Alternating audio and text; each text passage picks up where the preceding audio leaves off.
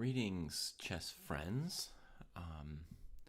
Ideally, I've successfully turned the sound on here, and we can begin today's live coverage of the FIDE World Cup from Goa in India. And this morning I had a look at the venue, which is the Resort Rio in northern Goa, and hotel rates are a supposedly reasonable $85 a night for what looks like a really beautiful and luxurious hotel.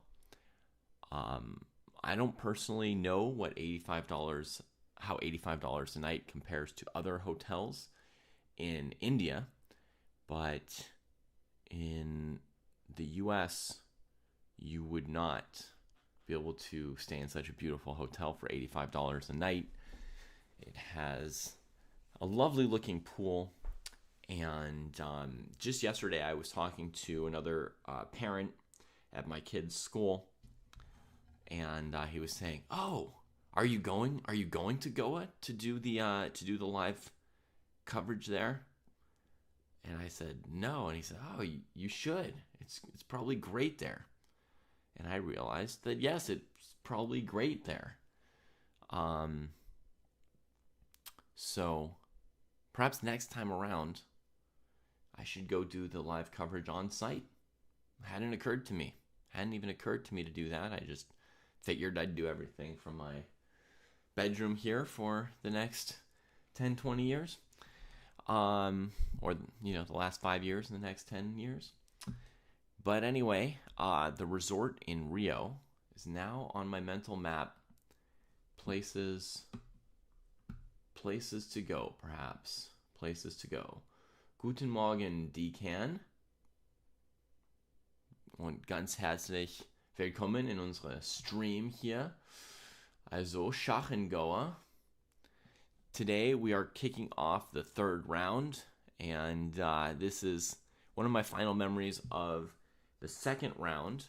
A beautiful endgame from Karthik Venkataram, showing the power of the advanced king to knock Chittambaram Aravind out in the classical portion of round two. This was Arvind's first match, so Aravind shows up and gets sent home in 2 days. Falk saw a post on Reddit claiming there are bed bugs in this beautiful resort Rio, Falk, this year, or in past years. You can look at the venue yourself. I'll send you a link. You can see if you see any bed bugs. I just see a beautiful, beautiful pool, which I should be in between rounds, and which I would be in if I'd thought of it. All right, we're gonna add a little thing to our stream here. Check this out.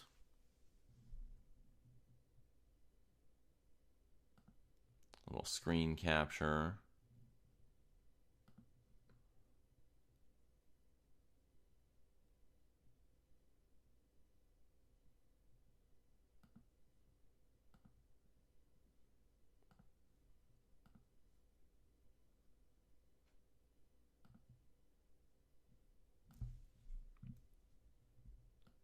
Notice Ding versus Gukesh still in my scores over here.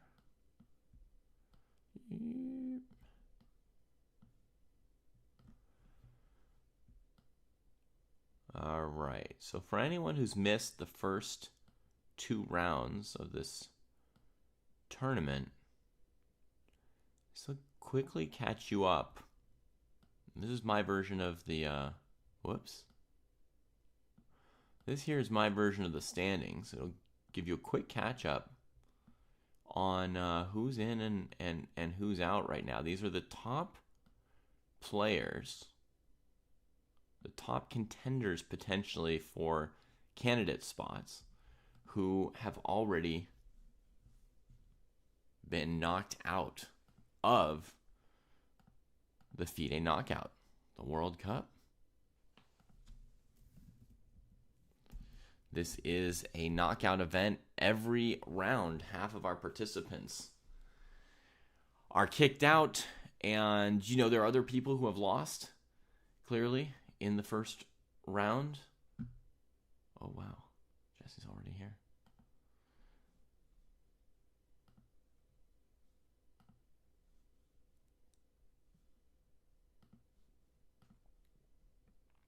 There are other people who've been knocked out in the first 2 rounds, of course. For example, Mircea Emilian Parligras has been knocked out already. But the point of this list is to show you the players, who are considered to be likely contenders, who've already been knocked out, if that makes sense. So these are players over 2,700 who, might have been among the favorites to go through multiple rounds here, and eventually qualify. All right, let me open up some of today's games because moves should be starting to come in right around now. So let's go here. Close some of our previous battles. This one I'm going to leave open actually because I want to use that position at some point. Let's go to round 3.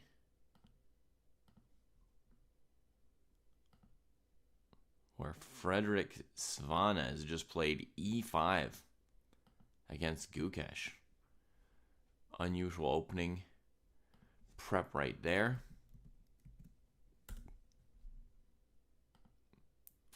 All right, so there's still enough games. Still enough games at the World Cup for us to not be able to follow everything. So let me think which matches might be some of the best today.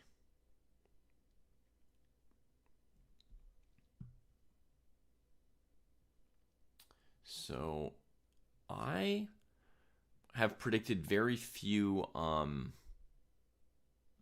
knockouts.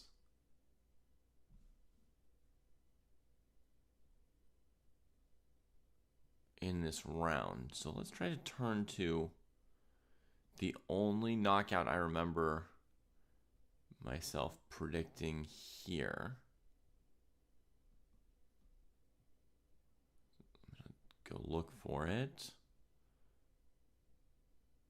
Here it is. Okay. I've predicted that Yildiz Khan Erdomas will upset Richard Rapport this round. So that is going to be one of the more exciting matchups in this round. Other than that, I've predicted Aronian to win, Wei Yi to win, Magsulu to win.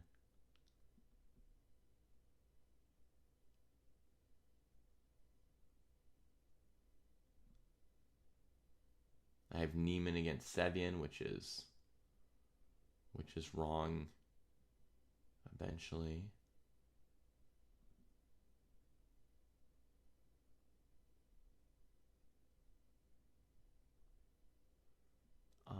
Shanklin versus Vidit could be an interesting match for us.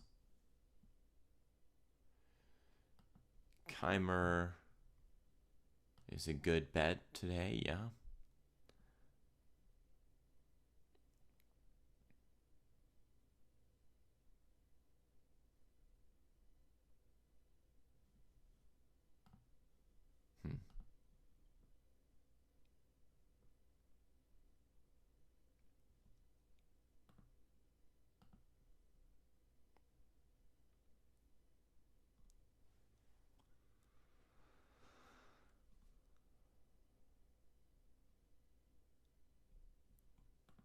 Let's open up Shanklin and Vidit.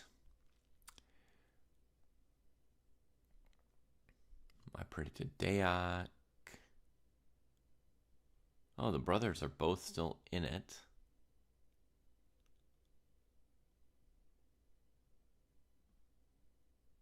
Now I'm just looking for an opening that interests me.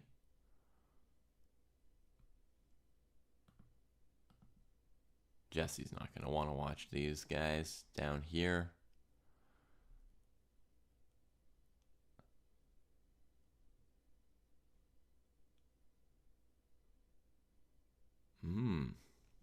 That's right, SR. That's right.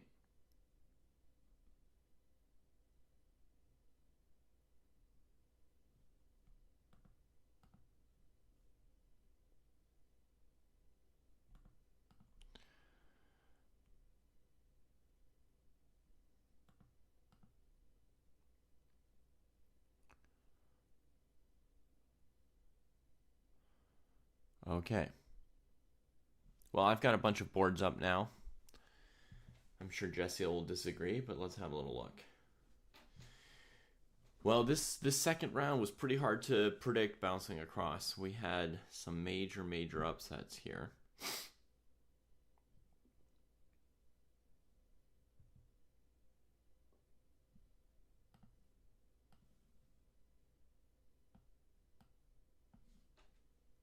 Oh, Jesse's here. How you doing, bud? Hey, Jesse.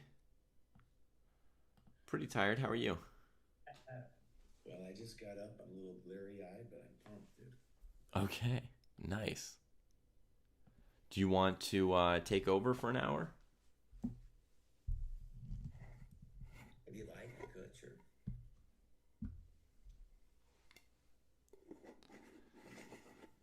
Because you're dead? Well, because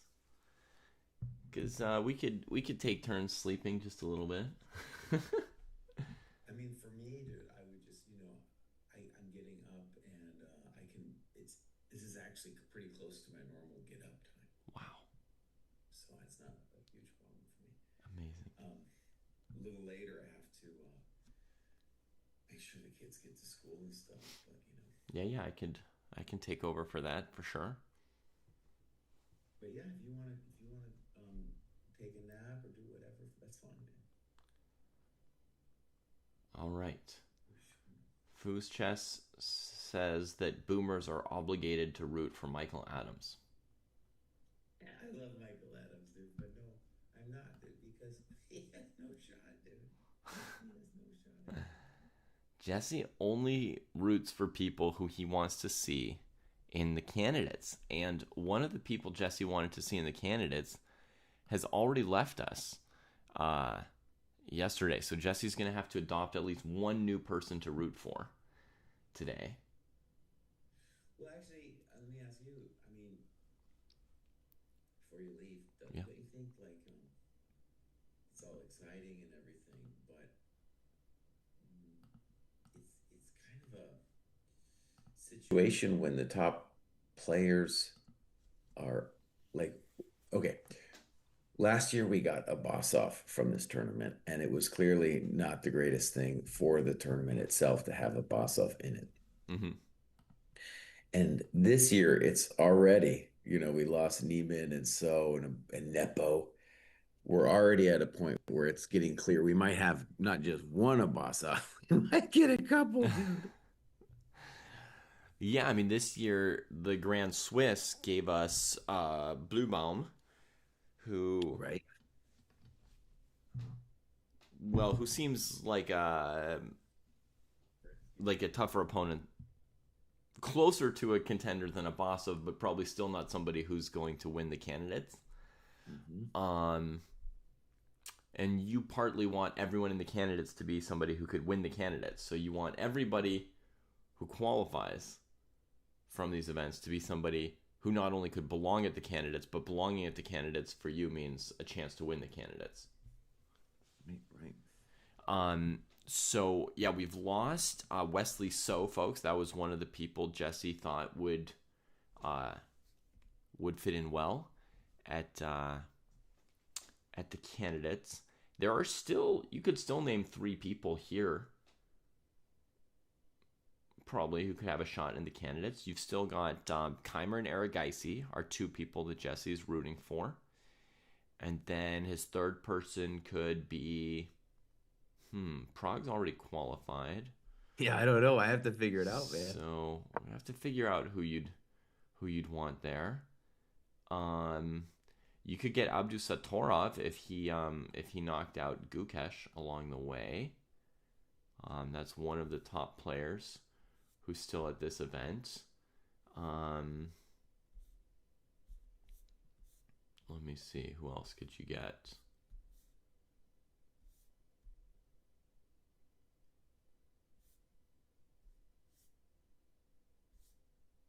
Let's see. And David, I'm just setting up my own little thing here. Yeah.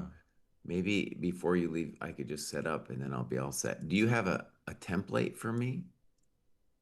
Or did you just Sure. make that one up yourself? No, no. There's a template. I can send it to you. Nice. Yeah. Gosh, who would be next? I mean, Gary's already in. You've got Abdusatorov, Mamedyarov, Sindarov, Lei Kwang Liem, Really good coffee this morning, Aronian. bud. I'm not quite seeing who Jesse's gonna root for here. So I'm just making the simple point. We're gonna get a potential handful of randos. We could get a So we full could have handful, yeah. we might have four randos with Bluebound and plus three into this tournament here. Yeah. And the Yeah, fact that you you're have right. Gukesh and Prague playing means that they're going to be able to knock out a lot of maybe some potentially very strong people that should be there. Yeah, like I mean, a major problem for Abdusatorov is that he has to meet Gukesh fairly early on. Right, right. Um, and Sindarov, Javokir Sindarov, shares that problem with Abdusatorov. He would face Gukesh even next round, potentially, or no, one, two, three, four, fifth round. Okay. Sweet Blue says Keimer, Arjun, and Nordebek should be it. And I guess I'm with that. That sounds right. In terms of like who should make out the strongest field there. Mm-hmm. Yeah. MVL's cruising so far. He's got 1.5 out of 2 in the classical portion last round, I think. Yeah.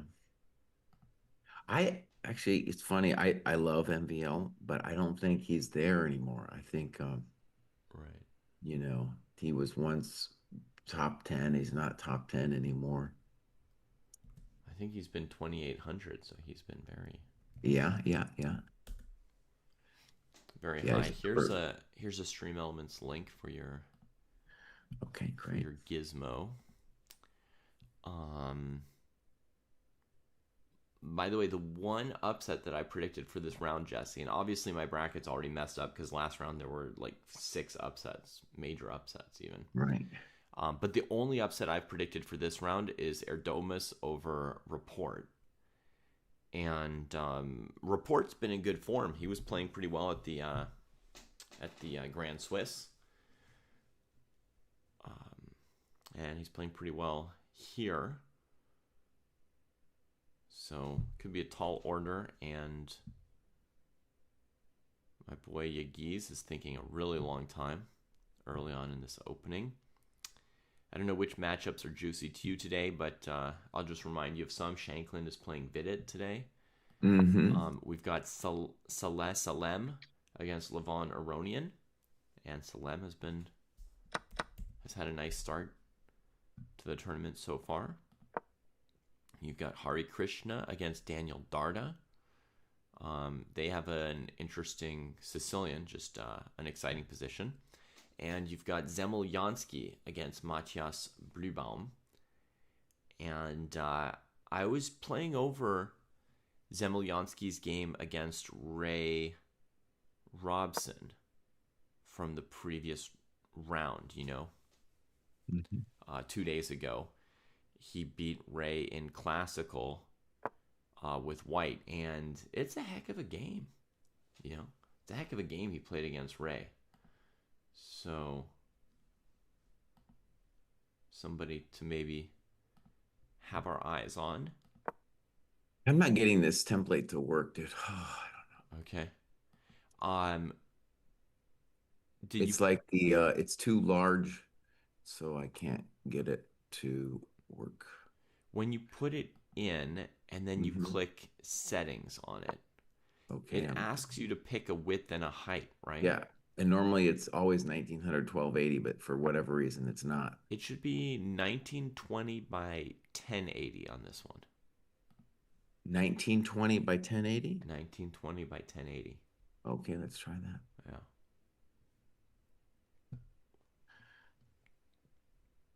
Good morning, Karma Portrait and Lazy Sat. We're doing overall well. It's a little bit early for the two of us, but yeah, doing overall well. Jesse's got some good coffee. It's going to help him. That's I had to delicately carry my baby back to her bed because she'd found her way into mine, and I thought this commentary would wake her.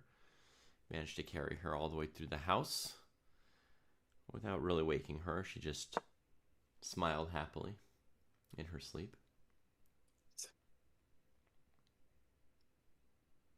All right, okay, Lazy boss. Sat.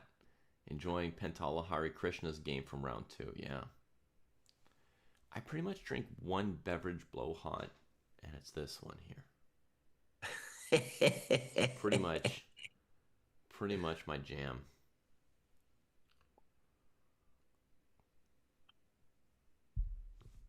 And for sure, like the prophets themselves, I don't drink tea, I don't drink coffee, I don't drink alcohol, I don't drink sewage. Um, yeah.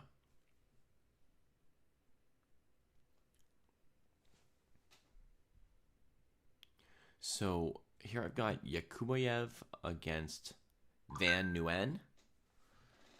This is part Oh, of my let's get bracket. real, Bruce. You're not leaving. You're gonna hang out here. It's clear. You're obsessed. It's okay. You don't have to leave. uh, I should leave. We'll see.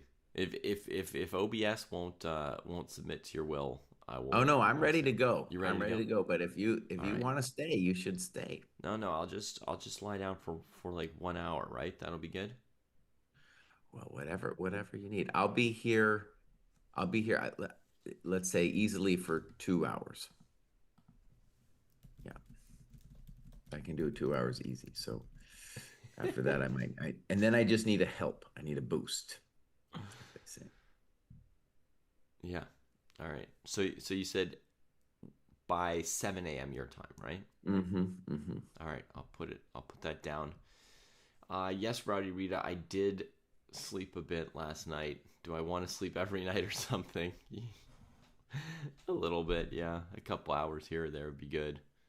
Um, my partner's out of town this week, so so my responsibilities have stretched into the tiny bit of night that I was hoping to use. Um. Anyway, so party time. Yeah, it's been a great party, Lazy Sat. Chess party. All right, so don't go anywhere if you're on Twitch. Jesse's gonna take over the stream here in a moment. If you're on YouTube, you might have to go back, to Chess Dojo and maneuver your way back to a new URL for the stream. We'll see. We're gonna try and do a seamless handoff. Jesse, I look forward to seeing you again Okay, in a but little bit. yeah. All right.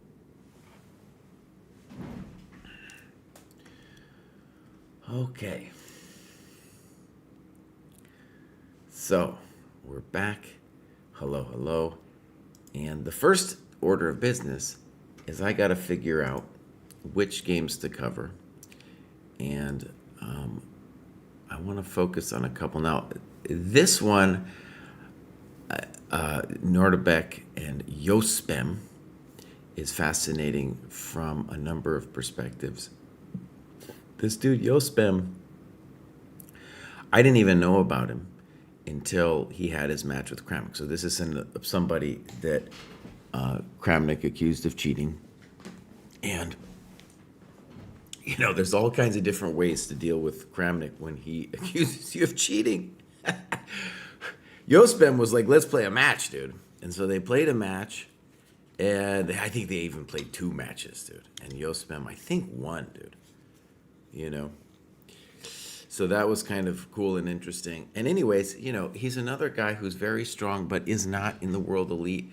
And so this is his big shot. All right, let's get into it. This is something they normally tell you not to do. But what is it? He's going to get a position where he's a little worse, but he feels like he knows what's going on. Now, generally, you're going to get hosed. Generally, you're going to get hurt real bad. But honestly, here, just optically, I feel he survived the opening fairly well. He's going to play, I assume, Bishop e6. Maybe he's thinking about Bishop b7. But I don't see any huge problems in his position, honestly. There it is, Bishop e6. So we're going to have our eyes on this one. Nordebek, dude, I'd say like a year ago, I was like, this is one of the main contenders for the World Championship, and he kind of still is, but he's had a rough year. It has not, he's lost rating points. It hasn't gone his way. All right, now let's do another one. So I'm willing to take stuff from the crowd too. People wanted me to do, now Adam's playing Lodici is fun because Lodici is the greatest player, English player since Greco. And Michael Adams, you can make the case, is the greatest English player of all time. Anyways, they're battling each other. And we got Jeffrey Zhang. I might want to check out that one. We got our Dogmus Rapport. Oh, we got some good battles. All right, I'm going to go ahead and say that's a fem. Well, hold on. We got to do this one. Sam Vidit. Sam is a friend of the dojo and a friend. I lived with Sam for a while, actually. How about that? So this actually, okay, so let's talk about this.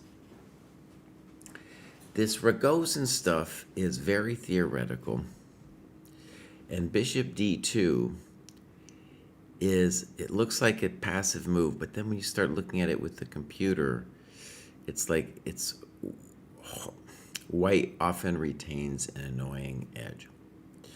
Now, one thing I like about Vidit's move is I think the computer wanted like DC here and play like a lame-o. I don't want to play like a lame-o though. And one of the things that's nice about watching these games is I can get a sense maybe of how to play the openings myself too. And so with b6, I like it. It's just a simple move. And you're saying, I don't care that I'm going to later like have the hanging pawns or something like that. Okay, so queen c2, bishop d6, he thought for a long time, and queen c2. So we're going to guess that we're a little bit out of theory at the moment. And actually, another window I'm going to open up is the Dojo scoreboard to look at some openings as they come up too. Whenever I do this commentary, I also always make it a little bit selfish on my part, in that I'm trying to learn at the same time, and I log it as part of my dojo hours. Some people find that controversial. I don't log all things for dojo hours, but this kind of thing I do. Now let's get into it. This could happen in a variety of different move orders. But here we go. Ragozin, e3, castles, bishop d2. Now, unfortunately, I'm not set up the greatest here, but b6 is the most common move. And cd5, ed5. Now, rook c1 makes a lot of sense to me. So bishop d3, that's why Vidit tanked for a little bit and then played bishop d6.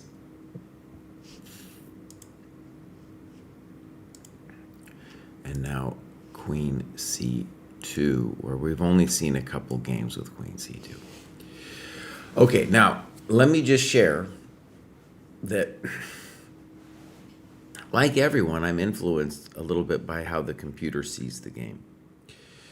And back in the olden times, the general consensus was that if you lost this good bishop in the dynamic hanging pawn structure, that you would be worse. So, from an old school standpoint, it feels like knight b5 is a threat.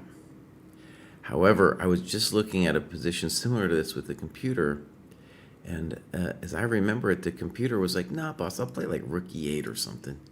Knight b5, c5, and I feel fine. You know the song? And I feel fine. That's what the computer said. And it was like, wow, I guess you can do it. I guess you can do it, man. Okay.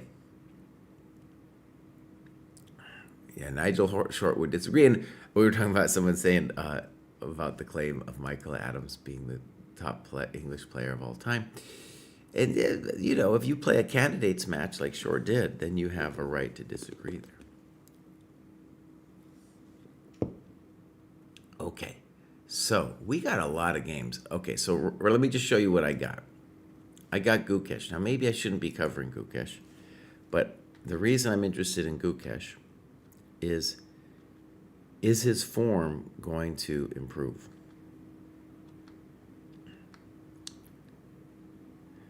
All right, now in this position, the conventional way of playing is to take on c6. Gukesh plays c3. Knight f6, e5. Now Gukesh, dude, sometimes this backfires on him, but he has often been playing moves that aren't let's call them top moves. They might have some idea, but they're not top moves. Actually, we were talking about how computer changes chess, and like I had I had an old teacher. I wasn't really a teacher, but I got to do a camp with him named Edmar Mendes, and he told a story about how he played Fischer, and he played e5 in some kind of Sicilian, and he was just like, no, that was wrong, and then I got killed. So generally, this is not what you're supposed to do. This is not what you're supposed to do. It gets this dude, Svana, to think, oh, excuse me, bro. I'm the one who blew it. I'm the one who blew it. It's Svana who's playing e5. Excuse me, it's early in the morning for me. Anyways, you're not supposed to play e5 because you're losing all your center control. So it's very confusing, actually, because e5, knight d5, he thinks forever, but then Svana himself thinks forever on e takes d6. So I don't understand anything here. Now I'm assuming what the intention is to say that if queen takes, that knight d2 is annoying because maybe knight e4 is a threat. How big, how annoying? I don't know. Okay, but I think that's the claim. And then ed also seems very playable. You know, rook e1, and I'll put my knight back. Seems fine.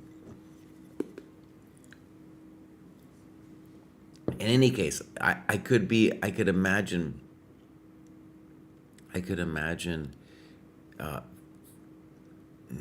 people saying, hey, this isn't the story. Gukesh isn't the story. Well, Gukesh is the one they got to play. And Gukesh, dude, you know, he's had great runs, but recently, oh, he's really been struggling. Really been struggling. Anyways, I think that Gukesh's position here is fine. All right, here we go.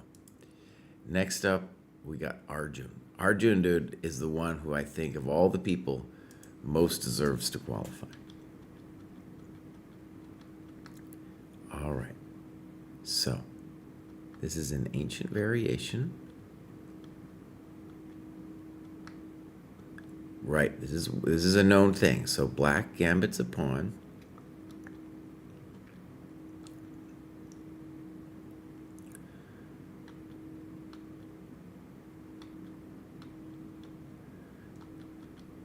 And steals this one.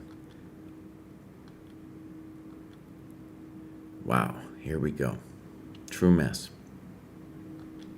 Okay, so optically, black looks fine with bishop takes c4. But it is very hot, my friends. Very hot. So imagine bishop c4, bishop c4, queen b2. And then you want to ask yourself, am I getting roasted with like a bishop f7? I don't think you are. I don't think you are. But that's what he's thinking about. Maybe you're getting roasted, bro. maybe you are getting roasted because I got also rook b3, rook b7 after all that. So we got some real heat on us. Now, rook d8 looks fine. Of course, now our queen gets to move, and we're not going to lose the b pawn.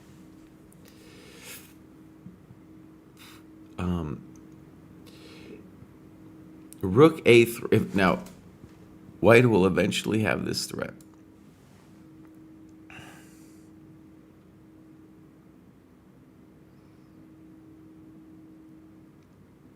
So the question for black is, after I play, let's say, the natural queen c1, what is your intention?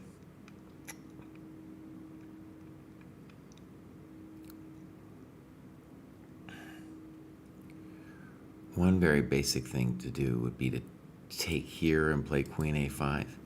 Maybe white is a little bit better there.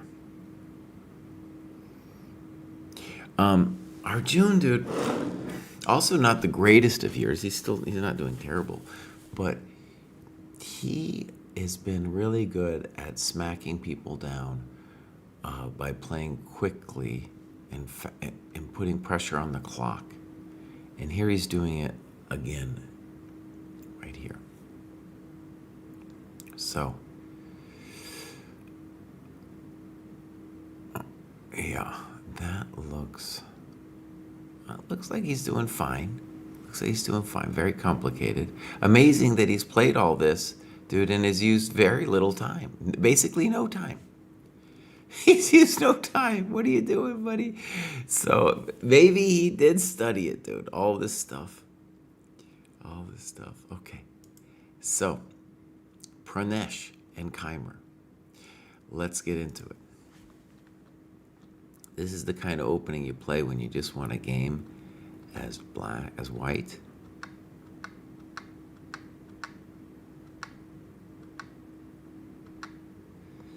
All right, so he's baiting him and saying that you can't really ever play DC. I guess that's true, DC 95. So 94, and this is our position. Okay, I would say Keimer's a little bit better here.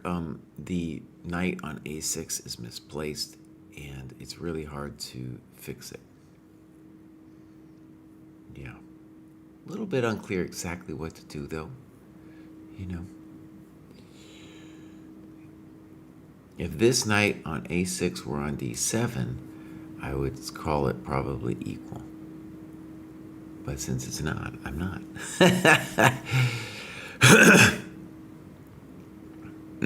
Sweet Blues has a very important point.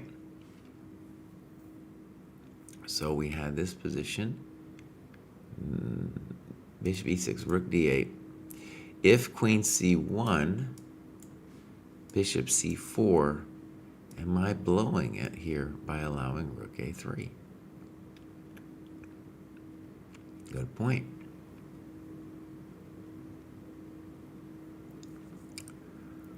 Seems very logical to me. Okay, good point. So queen c1. Now, by the way, dude did not play queen c1.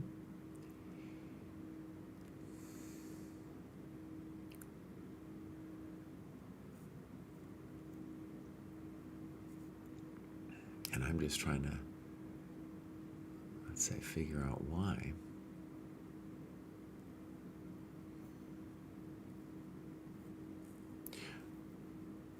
One concern could be rook d4, and if rook, and I'm threatening bishop takes c4. Again, though, and I'm threatening, oh, what a mess position. So maybe f3, but on rook a3, I think I get away with some stuff here. Whew. In any case, knight d6 was played. Now, I just want to say, from a chess perspective, my problem with this tournament is it's hard to focus just on one game, because I feel like that when we do our dojo commentary, that is the gold standard. Okay, I want to say about knight d6, it's giving me a heart attack. Yeah, I would have, this would be very difficult to play this move, especially with only just 2 minutes on the clock. I have to worry about rook takes, queen b2. That's crazy.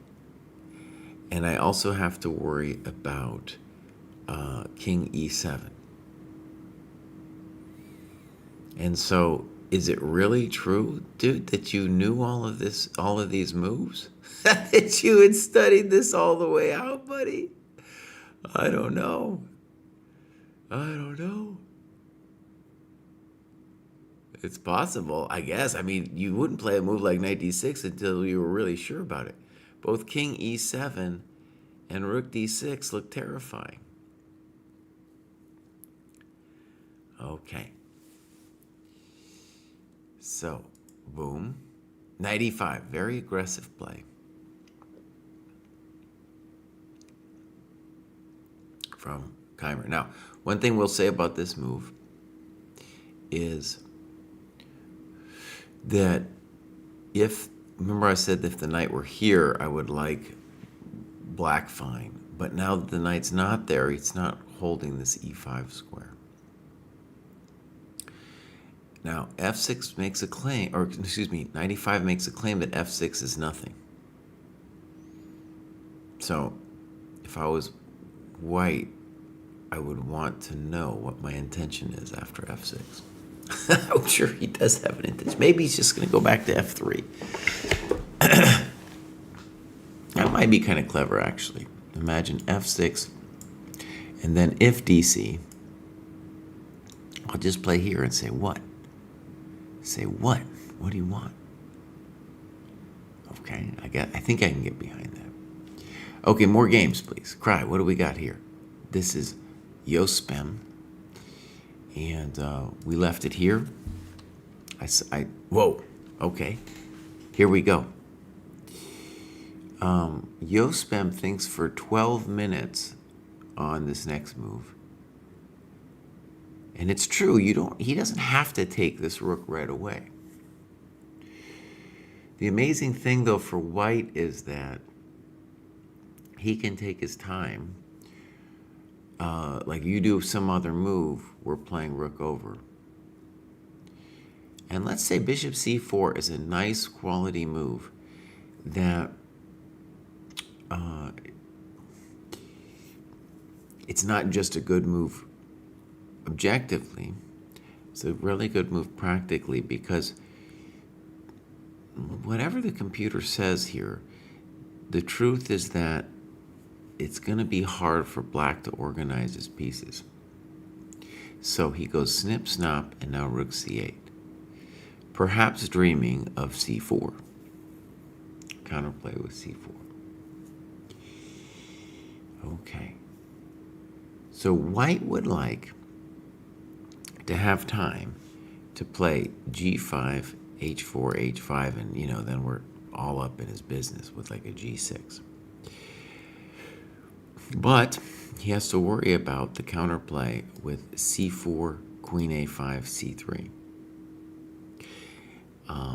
And he also needs to worry about bishop g5. I get it, you can't do it now, but that just means that my queen can't easily move. So if like queen d3 to cover this square, bishop g5 would be really annoying. Okay.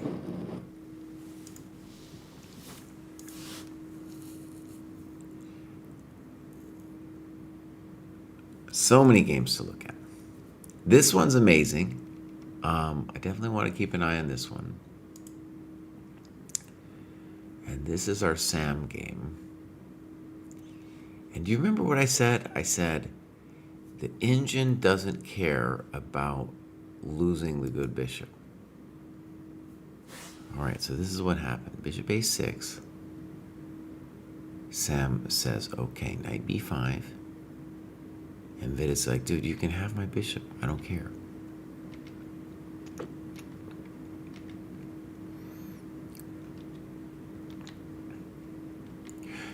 Right, so from a classical perspective, we would say white is better here. But it's not. Maybe it's not. It's just not so easy. The reason we would say white was better here is we would say this is a dynamic pawn weakness, and that eventually you're going to need, well, if you don't play c5, it's just a weakness on c6. And if you do play c5, you don't have a lot of pieces on the board. However, problem for Sam is if b4, which is maybe a fine move, we have to contend with the plan of b5, knight b6, knight c4.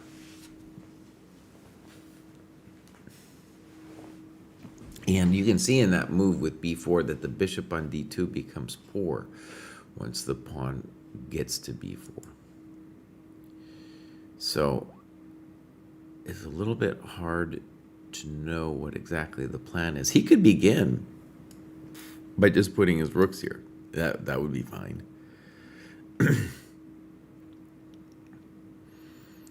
One of the storylines for this, well, for Sam, is Sam, was basically around Vidit's rating for a very long time, and then had a health crisis. This is really interesting. We had him on the show, on the podcast, and I kind of wanted him to open up and talk about what the health crisis was. And David knew what it was, and I didn't have to know what it was, but like as a fan, it would have just been interesting to know what a person's struggles are. We all have struggles, and, I don't know. What was it, Sam? Anyway, something was going on with Sam. And he, of course, would love to make a comeback. This would be a great time to do it. So I'd rather be white here, but I understand that the engine sometimes doesn't care about these kind of pawn weaknesses here. All right. So many other games. All right, let's spin through it here. We got this thing. Did I call knight bd2? I'm a GM today. So, black would really probably rather not play the move b6 to guard the pawn. Yeah. You could also wait and be like, okay, I'll move the queen first, and then knight e4, b6, and then I feel fine. Maybe you don't feel fine, though. This might be a little annoying for black. For example, queen c7, knight e4, b6, d4. So how about the simplistic a6? That looks fine. I don't know if it's fine, though. Knight e4, queen c7, bishop c4. So, right. Svana of the Bruders, Die Gebrüder Svana, is putting a little pressure on the champ. Oh, dude. And actually, you think about all the chumps who might make it. If Gukesh can't make it through at least, the first couple rounds, oh, no. All right, here we go, knight d6. King f8 after 6 minutes, and now queen d2. Now, I just want to be clear. I don't understand it all. I don't know, dude. I don't know. So if we were just covering this game, I would really try to dig down and be like, well, what's wrong with the natural king e7? I don't know, dude. Maybe it is queen c1 now. And if rook d6, then rook a3. Maybe that's the agenda. The agenda item. Something like that. Maybe. There's so many different ways you can imagine black attaining counterplay here. All right, so now queen d2. Notice that with queen d2, we are not threatening rook a3 anymore because of queen b1. And dude, he plays it instantly, queen d2. Man. Now at this point, it needs to be said that black, now that he's played king f8, he now has his own problems. Before he didn't have any problems, but now he's got a problem of his king and then this rook being inactive. All right, here we go. This madness. f6 was played. Maybe I'm a GM today. And I was trying to, this was precisely the question. And Keimer is thinking about it. I was talking about knight f3, DC, knight h4. And also with the claim that, yes, I've lost the tempo in this whole thing. But I'm a German genius. No, just kidding. That I have induced some kind of weakening on the light squares. The other move that maybe he's considering now is the famous g4. Yeah. Okay, bouncing across is a very important note. He's saying that this is following the Prague So game. Okay, very good. And queen d2 is new and everyone else went queen c1. So that's very helpful. And we're talking about this game here. And one of the sad things for our friend Shams Sadine is he doesn't know that game because he's been tanking on a variety of these decisions. And so that helps a lot because it was already, so deep in the game, I wasn't actually, well, I was correct in thinking that black didn't know. They didn't know that this was theory, and I was like, really? Arjun, this is all theory for you? Because a lot of these moves, it seemed like black could have done something else, and probably could have, too, in a lot of these moves that were played throughout here. Okay, so if this is all theory, that looks very bad for our friend Shamsuddin. Queen c1, of course, is a very human move. You're trying to set this rook a3 thing up.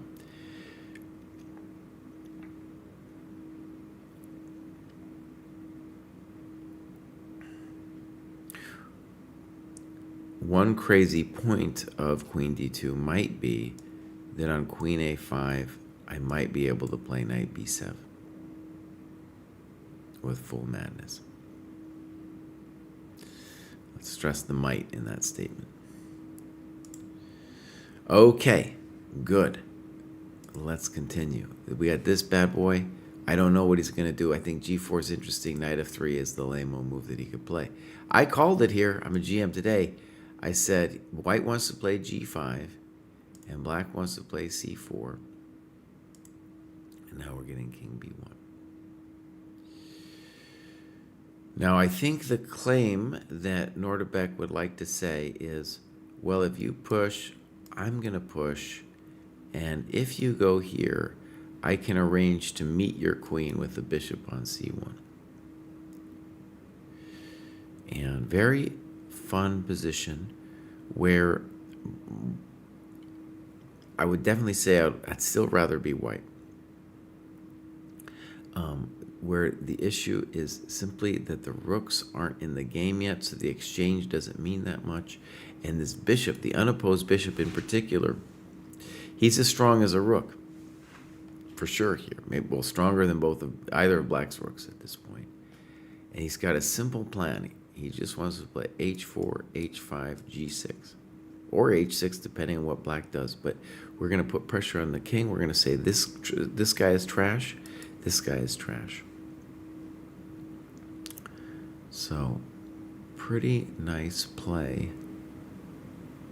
And I had, it might even technically still be equal, but I blew it in the quick commentary that I did here, and I said Black should be fine. No. No, Black is not fine. He is not fine. Okay. Good. So, we got this situation going on with Mr. Sam. And basically, Black is saying, look, if you ever play b4, I'm going to play b5. And if you don't play b4, I will eventually play c5 myself. I think that's what he's saying.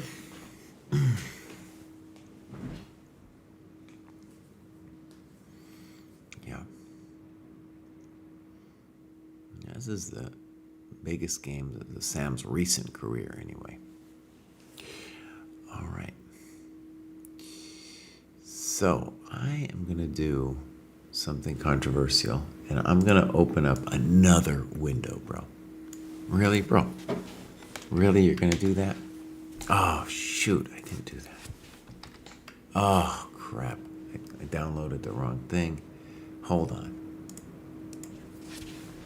That was the PGN that I was trying to upload. I'm typing into my search bar like a loser.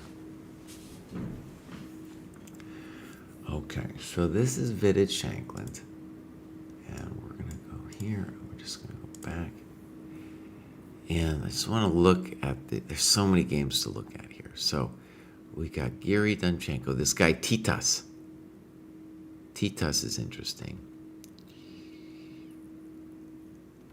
All right, let's just cruise. There's so many games here. This is the other one I wanted to look at. So Rapport, he played the candidates 2 cycles ago. Kind of blew it for everybody. Lost to Nepo in a big game that, I don't know, that was kind of Nepo's golden ticket. Anyways, he plays very creatively. Here we're going to have a Dogmus, who I'm very interested in as well. And, typical position. I assume it's basically equal. But we're going to see a real fight in this one, too. Show the board of Deke's match. Now, give me a reason, because I got 6 boards open. I got 6 boards open. Tell me why Deke needs to happen, bud. Tell me why we need to see some Deke. All right. Knight f6 was played here after an eternity. And he is preempting the knight e4 move, which is really annoying because it's talking to our pawn on c5. The simple way for our German friend to play, however, is just to play knight e4 anyway. Snip, snap, and claim that that's a nice structure for white, and I believe that. That looks a little bit better for white to me. Gukesh is a tanker. He tanks for 20 minutes on that move. One chink in his armor, of course, is that he thinks too long. The guy thinks too long. All right, here is our deal. Dude is still tanking here.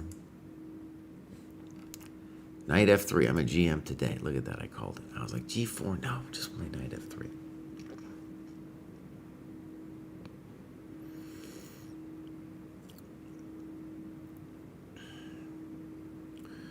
Now, I guess if I was white, the main thing I would be mildly concerned with would be knight takes, excuse me, not knight takes yet. Pawn takes, knight h4, knight takes, pawn takes, bishop g4. This would be the position I might not be 100% on here. But we're just beginning here, like rook b1. Actually, I don't, because the knight's so dumb on a6, I can even play this move. No, I can't.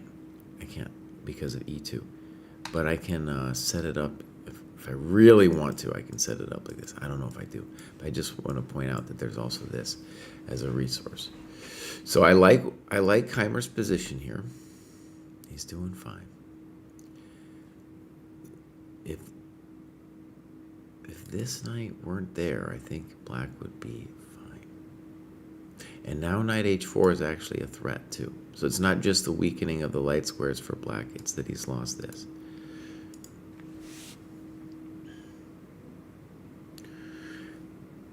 The computer move, by the way, might be the h5. That might be what the kind of thing the computer wants to do. It just doesn't care. Right? That it's not just to play h4, it's that on knight h4, I'll play bishop h7, and then I'm ready to whack you with g5. Hi, Dr. Pop. Old guy gets the early shift. Well, actually, Bruce was here for half a second, and he was like, "Boss, you need to take over. I'm too tired. I can't take it." And Baber Dude says something very important. He says, "This is the first time in history without any Russians in the top 20." Oh, actually, I thought what he was saying when I saw Russians was the Russians are already out, dude, of this event.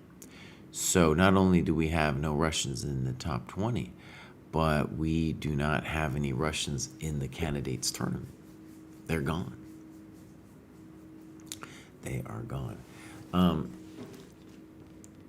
Let's do a quick look at that, actually. So I'm pulling up, this is the live chess ratings. And let's see what we got here. Nepo's down to 23, bro. Yeah.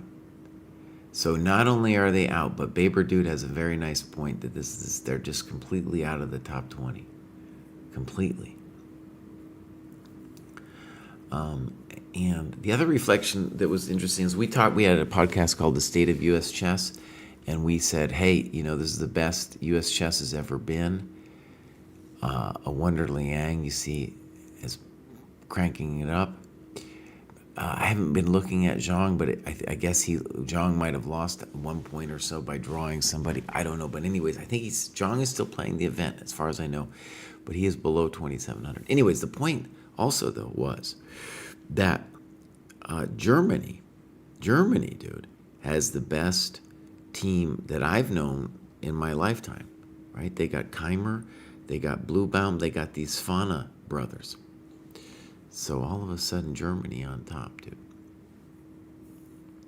Germany used to have like some, like Russians playing. Well, not Russians, but Neidich played for Germany forever, for an example. But he wasn't really Russian, but really German, Okay, so cycle through, buddy. Vasily Cross says, Esipek, Artemiev, Dubov, are they chopped liver? No, buddy, but I got to make some calls here. Right? I got to make some judgment calls. All right, this is fascinating. I'm already up, by the way, to 6 boards, which is well past what I'd normally like to do. All right, here we go. Bop, bop, bop. This might be, so far, this is the most interesting game of the round. And Queen A5 is asking a kind of simple question, and that is, do you need to move your queen pronto? So if we play H4, then we have to worry about C3, because on B3, black could force a trade of queens. Now, the crazy thing about this trade of queens, though, is maybe white's still significantly better. In any case, that's the question he's asking himself, because if he doesn't want the exchange of queens, white is going to look for a different move with his queen. Put it somewhere. I don't know. It doesn't seem to really have a great move to go to.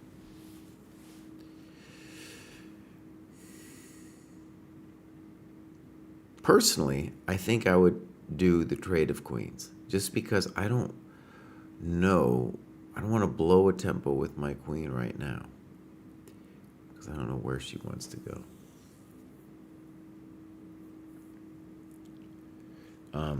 We do have a move. Oh, I'm a GM today. Look at that. Dang. Allowing the exchange of queens. And that was a fascinating position. So we might get this one here, right here. Boom. And black is up a full exchange. He's not going to be immediately mated or anything. But notice he can't move his rook over here to A8.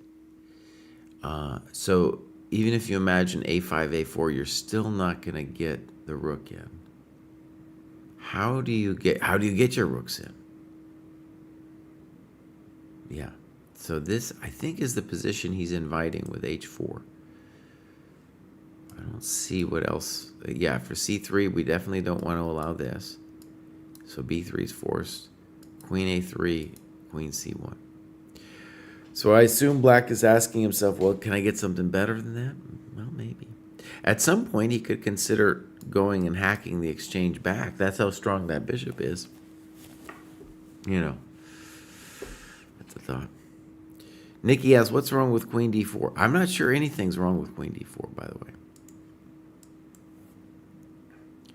The real... okay, we got to move. And black played rook c5. Queen d4 would have certainly been the other option. So here's the question, though. Normal people would say to themselves, hey, I am concerned about that queen trade, and I don't want to allow it. So I'll play a move like queen d4. Well, maybe he's saying to himself, well, the endgame's terrible for you anyway, bro. So then Yospem has to worry, is it terrible for me? You know, how bad is it? Yospem says, look, I'm going to hold that in my pocket. I'm going to hold c3 in my pocket. I'm going to make a very sensible move here with rook c5. And I'm going to tell you that I'm threatening rook d5. Now, I'm not even sure he is, by the way. I'm not sure he is threatening that move, because when you take and I take, I immediately got this taco.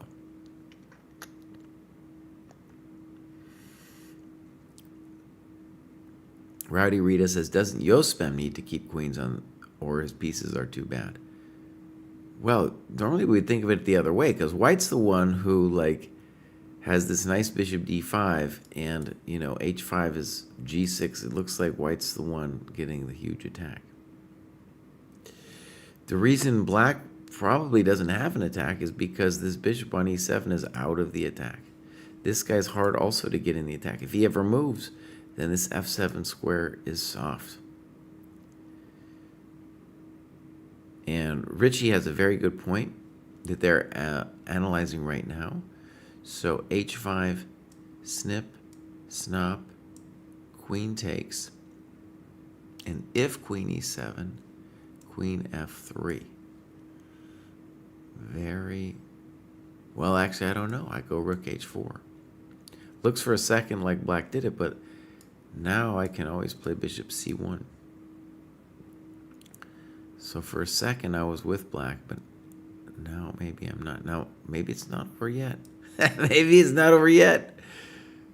But the fact that I always have bishop c1 suggests that unless something amazing happens here, you know, I can cover.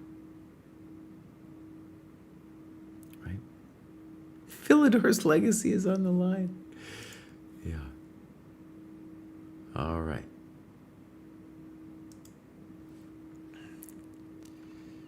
So, all right, I think I'm going to say I like white in this position, and I'm voting for h5. There's a lot of calculation to be had here. One of the questions with rook c5, though, is if it's not threatening to take that exchange, aren't we blowing it?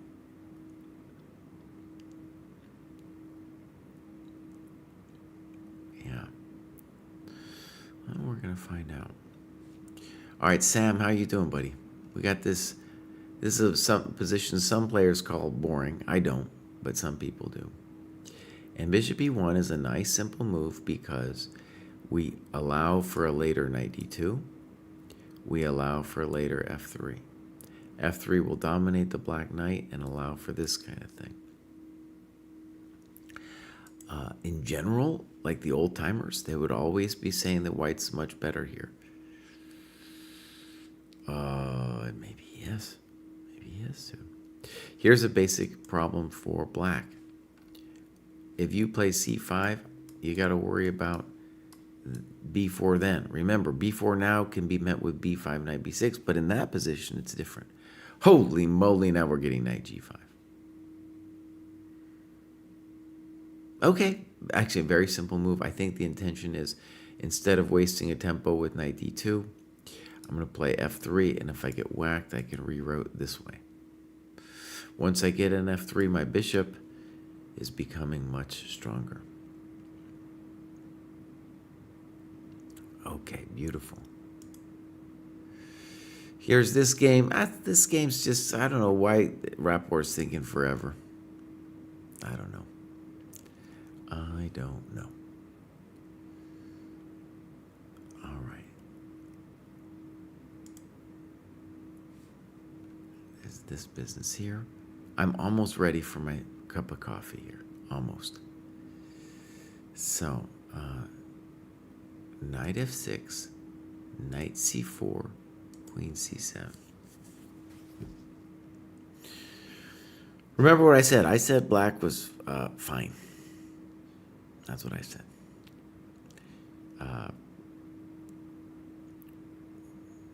White could consider the very basic rook e1, knight fe5. In general, I think bishop e3 actually is also a thought. So actually, you know, white has several moves that he can consider here. And that's one of the reasons Gukesh tagged for knight for 20 minutes on knight f6.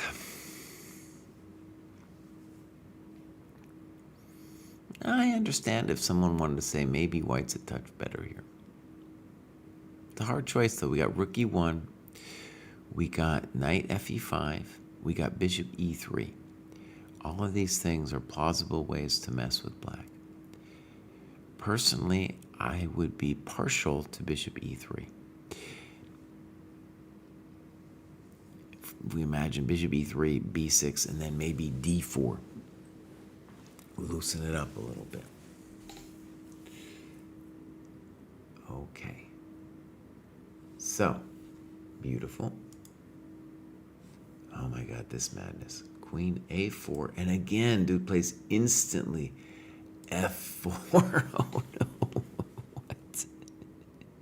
Stop. Stop, bro, stop. Don't do this to me, man. What are you doing, buddy? f4. All right, so let's say the obvious. f4 is obviously a computer move. You do not just play f4 unless it's some kind of weird computer move. Yeah, all right, I just want to say, I don't, we'll just say it's a real storm here for Shams Shadeen. It's the, if you wanted to complain about openings, maybe this would be your game. Just be like, like Arjun, man, take it easy. But even that said, let me just say, there's blacks. Who knows what the engine says here, right? But black is not lost here by any stretch. Not by any stretch is he lost. I don't know what he should do, but he's got a lot of candidate moves. White needs a lot before he's actually developed. So it's not over, my friends. This is insane. Okay.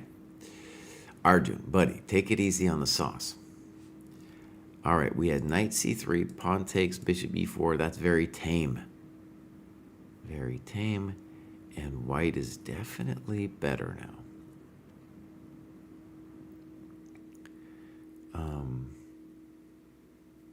Yeah. Lots of different moves for white. But basically, we're going to say white's better because of the better central pawns and the knight on a6.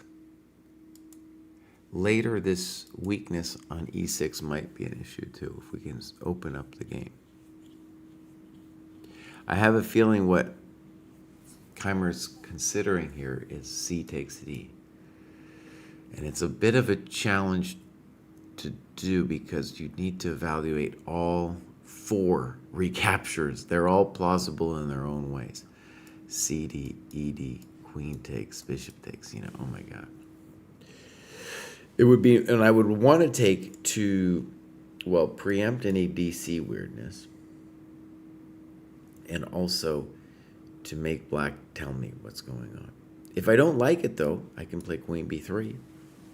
That's a totally valid move if I don't like CD. I like white. Knight A6 is terrible. Okay. So here we go. I'm going to call this the game of the day. And now queen D4, which was suggested on the previous move, is played. So queen D4 says, you know what? I don't really want you to take on D5. Now, something I want to stress about queen D4 is a reason not to like it too much is it allows for queen C5 stuff, in which case I'm renewing the exchange of queens question. But now queen D4, there isn't that. Okay, if you were going to be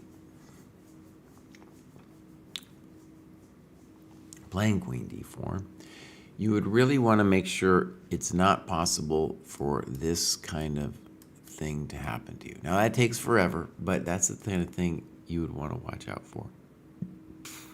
Let's start with something obvious.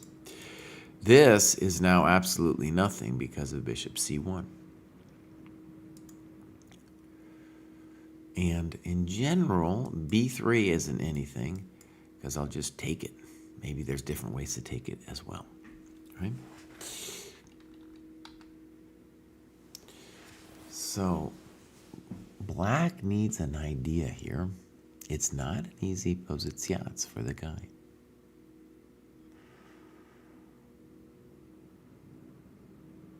Oh, I don't like this, dude. It's starting to stink, dude. Clamps are beginning to get screwed in. Yospem, bud. I think Yospem should have taken that endgame when he had the chance. Yeah, taking that endgame. All right, my friends, I'm gonna leave it here. I'm gonna make myself a little tea because I deserve it, and we'll be right back. David, by the way, should be here in maybe an hour, and we'll maybe leapfrog our coverage of this thing.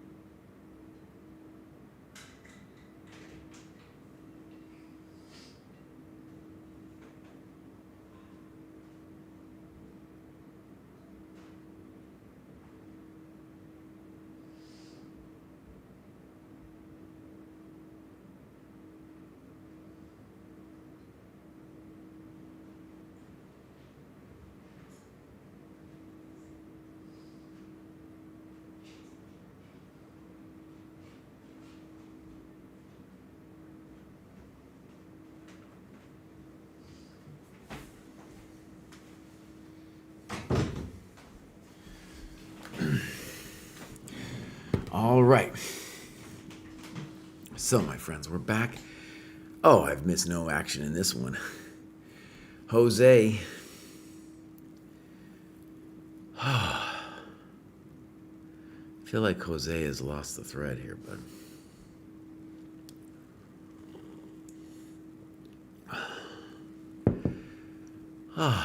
Now, the little thought I had is let's look at something. And not that one, this one. So if you look at the top list here for half a second, you can see that Magnus obviously ain't in it. Naka is, Caruana is. Keimer might be, has to work for it. Arjun might be. Giri is there. Gukesh, of course, is there. Prague is there. Ali Reza, not there. Wei, not there. So, not there. Rapport, maybe. Abdu, maybe. MVL, maybe. Anand, obviously not. Dominguez, out. So, we are going to get some randos, bro. We're going to get some random. Well, maybe not totally randos. We'll see. You know, we already have Bluebaum. I love the guy, but he's a rando in terms of what's going on here. He's not even in the top, you know, not even over 2,700. Maybe soon, though. Maybe he'll make it. Maybe he'll make it over 2,700. I'd like to look at his games, too. All right, so here we had it. Queen C7. I was one of our candidates. And White is making the claim that the pawns are terrible. We get it. To me, though, it feels like Black should be fine, like with Knight D5 here. I like my move, Bishop E3, previously better. All right, so I think Gukesh is okay. Boom. This thing here, so Queen B4. Now, this is the first time that he thinks, and, you know, hilariously, it's like, it seems like a completely forced move here now with E5.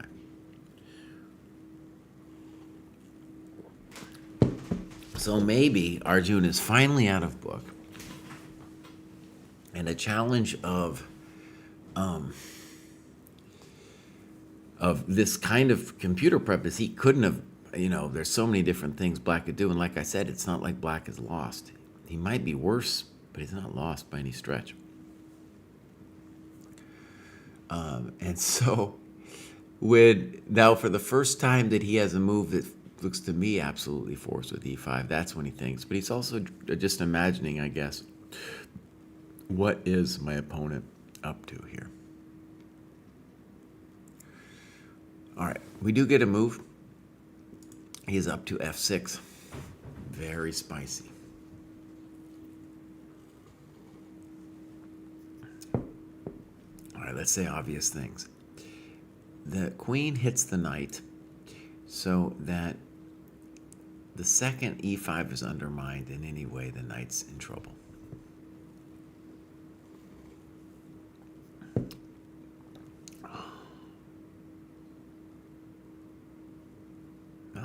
Well, yeah. I mean, White, you're the one that did this to yourself, buddy. You're the one that did this, bud. I didn't do it. You did it. Oh, I have a really good coffee today. This isn't even a coffee. This is a tea this time. That's really good.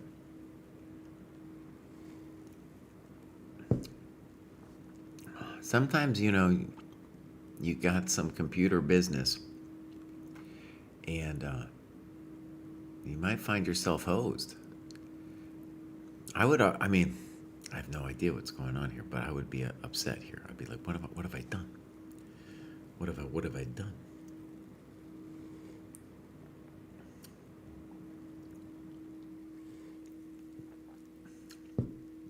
That seems really simple for Black to play, right?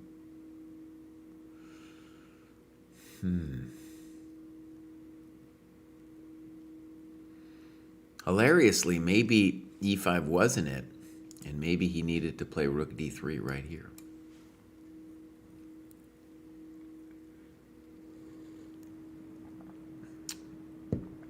Oh man, we're gonna see. I mean, he needs a hell of a move here. I don't see it yet. All right, Cry, take a moment. Take a moment, buddy. What is the move for this poor fool in this position? Because poor fool, he might have played e5, being like cry, be like, oh, that was just a simple move you got to do. I don't know, man. I don't know. Fine. Brian says connect the rooks. Yeah, if we could connect the rooks, that'd be great.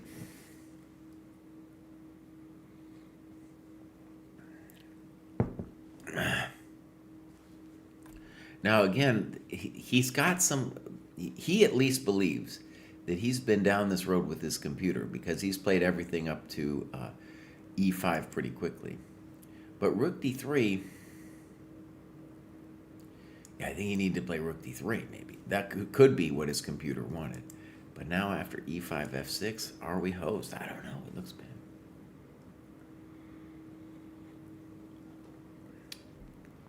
When I tell people in the graduate show, I'm like, bro, you need to develop. This is what I'm talking about. It's not a joke. Okay, wait. Here's a simple idea. Rook d3. Now I'll just tell you what I was thinking is that if takes and takes, maybe I could do this. Now even that, by the way, with rook d2 and losing the pawn, I don't know. But there's worse than that. It's worse than that. Because in this position, I just take. And if queen b4, I'm touching your coconut. And if fe4, okay, maybe we could try to call this equal. We could call that equal.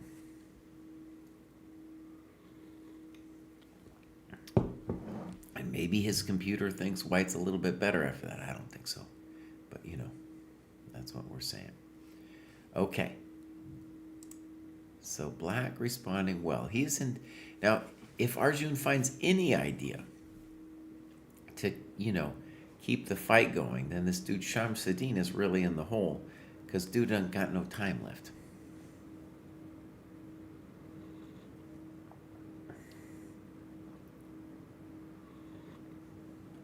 Dude ain't got no time left. All right, so it looks like black is fine. We're going to see if Arjun finds some amazing idea. I don't see it yet. Somebody mentioned in chat with the tickling has begun. And this is a very standard idea for white, which is to get out of the exchange and then play knight d2 to fight for e4. Because we don't, it would be cool if we didn't exchange black's bad bishop there on e4. So yeah, white definitely better. And black is now pondering the controversial bishop f5. If he plays the conventional bishop g6, he's also going to be worse after a simple move like rook e1.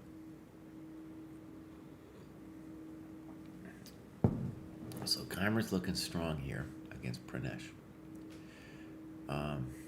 When we look at this 2700 list, it's amazing. Keimer dude was not in the top 4 until very recently. I mean, he wasn't even in the top 10 until recently.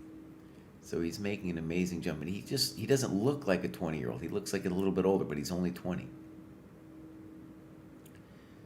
Yeah. Only just 1 year older than Gukesh. He feels like he's been around longer than Gukesh, but he hasn't. All right. So queen d4 in our epic game. Sam has got dc5. Wait, what happened? Now I called this wrong actually because I thought knight g5. I thought f3 was Sam's idea. But maybe the problem is I was about to blunder. I was going to say f3 knight g4, but this is hanging, bro. So a little bit to my surprise, Sam plays knight h3.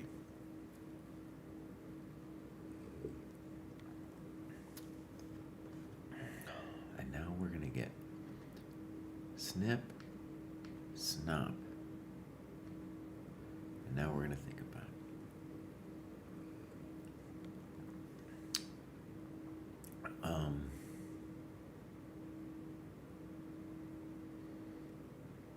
we can make an argument that white's a little bit better.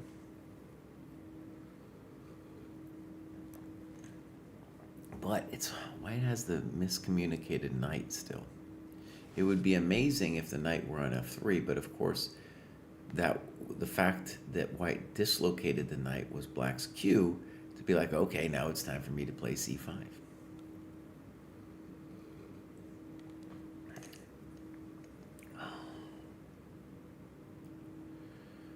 Okay. Boom. These guys we've just been barely talking about them because they've been tanking. Here in this position, Rapport tanks for 30 minutes. He thinks for 30 minutes, bro. I gotta refresh this actually. I'm not sure the times are showing me this right.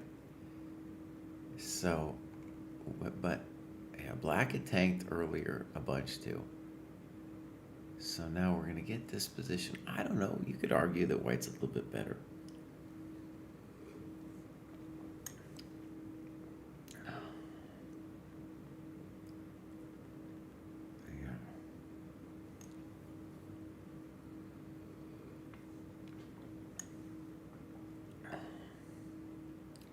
Basically, black needs to show something here. The good or dope. Oh, I was heartbroken yesterday with Faustino leaving, dude. I don't know, heartbroken, but I was like, as a fan, I was like, that'd be so cool if this kid pulled it off at 12. He was playing great chess. Fantastic chess. Okay. So.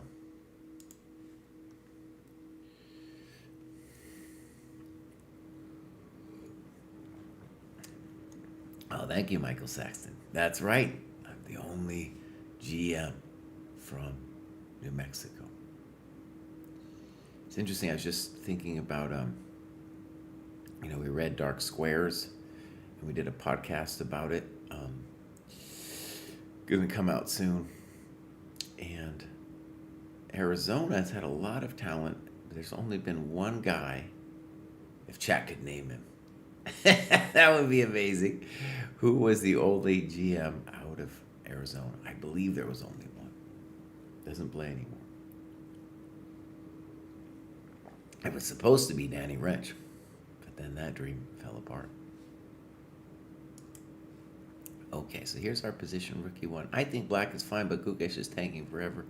A normal person would just play knight d5. They'd be like, bro, my knight goes there.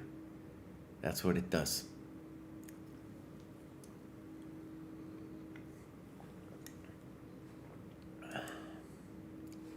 All right, f6. We're going to maybe get a little tank here from Arjun being like, what have I done? Now, the good news for Arjun is I think, not 100%, but I think he is holding on to equality with rook d3. With his fancy computer prep, he wanted more. He's like, he's going to be remembering his business and be like, wait a second. Aren't I supposed to have more than equality? We'll see. All right, here we go. Bishop f5, the controversial move. Bishop takes, and now rook b1. And we're going to say white is simply better. And why? Because the knight on a6 is caca.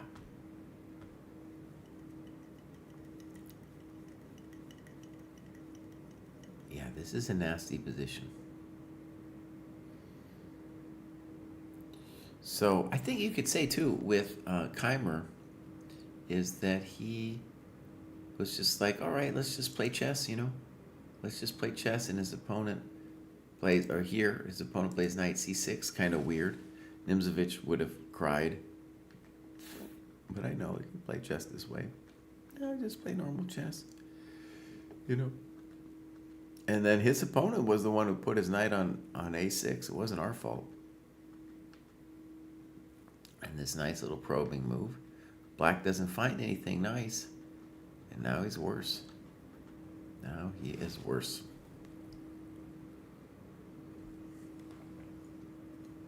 Okay, so we're back here Yospem tanking hard, and he should, because his position really could be Scheider's if he doesn't figure it out pretty soon. All right, here's our Sam decision. Sam played Queen D1. And let's call it a big decision for Black. Bishop B4 is kind of on its way. Now, one thing I do know about positions with an isolated pawn is that it's really only when your opponent has a bunch of rooks that it is a danger, that you might lose. The other positions, you're not really going to be in so much danger because the rooks want to pound this bad boy. So if I was just playing blitz here, 96 would be the move I'd play. To fight for d4, make that difficult, and trade off the rooks. That's what chump GM, that's the first instinct of chump GM.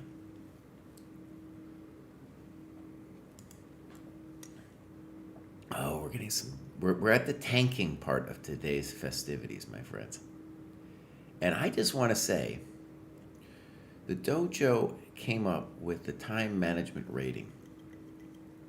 And like a lot of Dojo projects, we failed a little bit in that we haven't really followed it up with an average rating. For whatever reason, the tech bros can't get it together to get an average time management rating, which of course is like the interesting thing. And a basic truth that I've come across is that in my graduate shows, when I'm looking at players below 1,000, they are consistently using too little time, like crazy little time. Here at the top, we have players who are harming their game by thinking too long. And this is a classic example here with their dog moves. Actually, is my layout a little funny? Let's fix my layout a little bit. Let me just fix this a little bit. Move that around.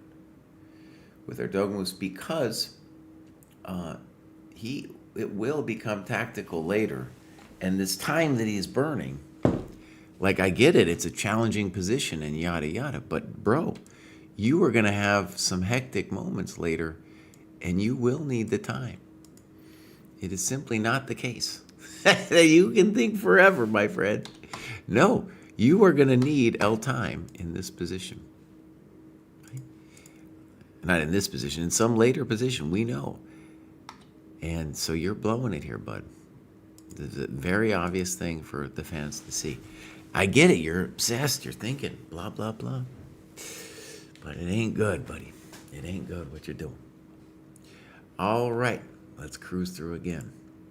We got this thing. Now here, Gukesh, he's the main offender. I did a video about him, and the Indian fans kind of lost their mind.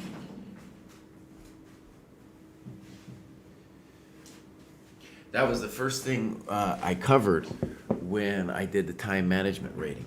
I talked about Gukesh. And Gukesh, dude, he's got a problem. He's got a verifiable issue, you know? Some people have alcoholism. Gukesh has got I move too slowism.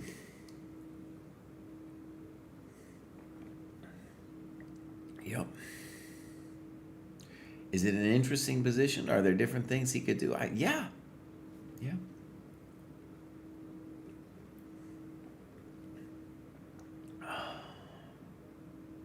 .95's the move, though. You just play it, buddy. Okay, so here we got our big tank. That's still going on. Now, Arjun, of course, he has plenty of time. And this is, if you were going to spend time, Arjun is actually one of the few top players who, if anything, moves a little too fast, or at least according to our calculator, moves too fast. But a lot of it is the situation. One of the reasons he moves too fast is he oftentimes has such incredible prep that he just moved, can play, a bunch of moves without thinking. Now, Bishop D3 was his move.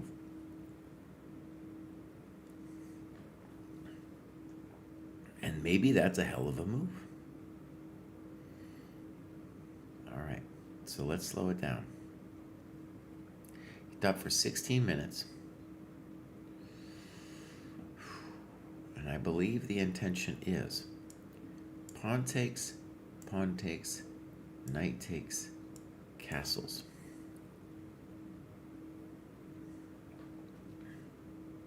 That's a hell of a drug. And we're claiming that on king e7, that this is probably winning. Or something's winning over here. I don't actually need to be that fancy, though. I could play knight f5, and I'm better. I think. Now, you'd also want to check king g8, but a king g8 is just hard to believe that that's going to crush us because, well, I mean, maybe you want to check that too.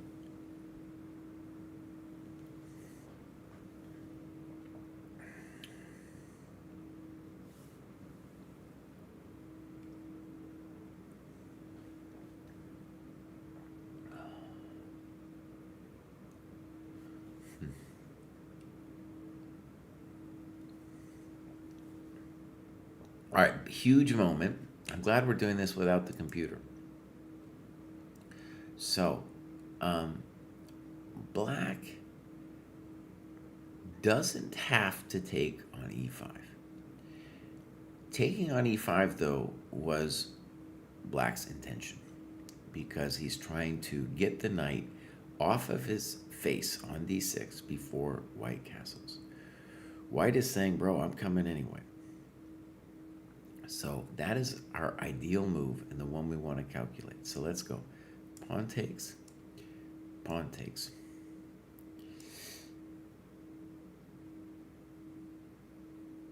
I just had a crazy thought too.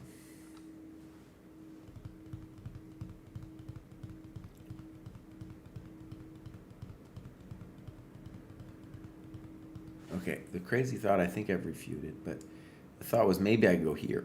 I don't know if this really changes much, but I don't think this works because of check. Here, what have I done?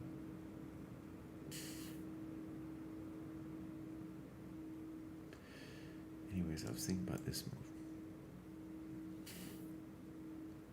And now with knight e4, I have queen e4.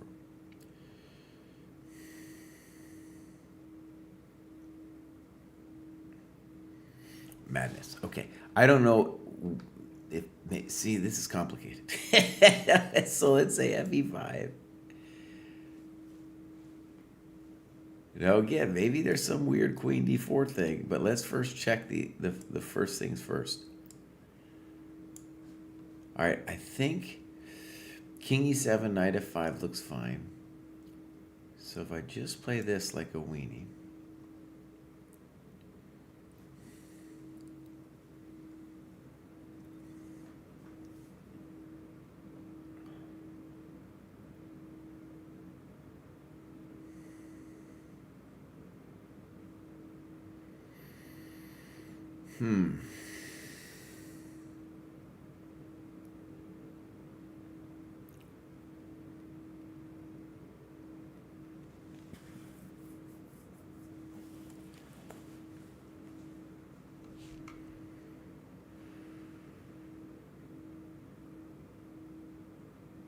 There's all kinds of ideas. I mean, rook c8 is a thought, though then queen d6. How about this, you guys? I don't know. I don't know. I want to stress the I don't know in this. No, rook c8 is never going to work because of queen b6. Maybe I just go. Yeah, I just go queen b6 check.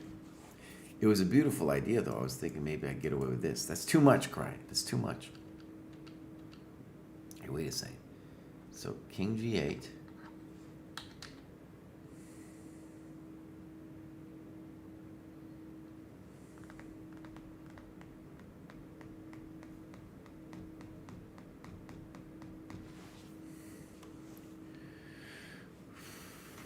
No one could name the one GM from Arizona, by the way. So,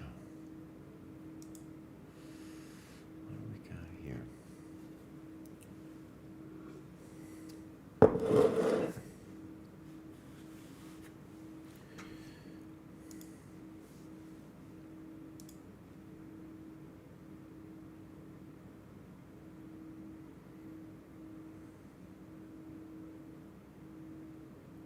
Here's a crazy idea.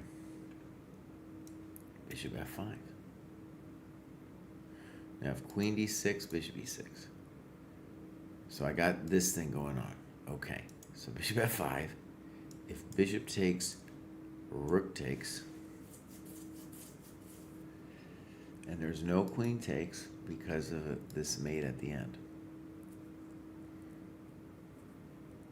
I'm threatening queen d5. This is a holy moly moment.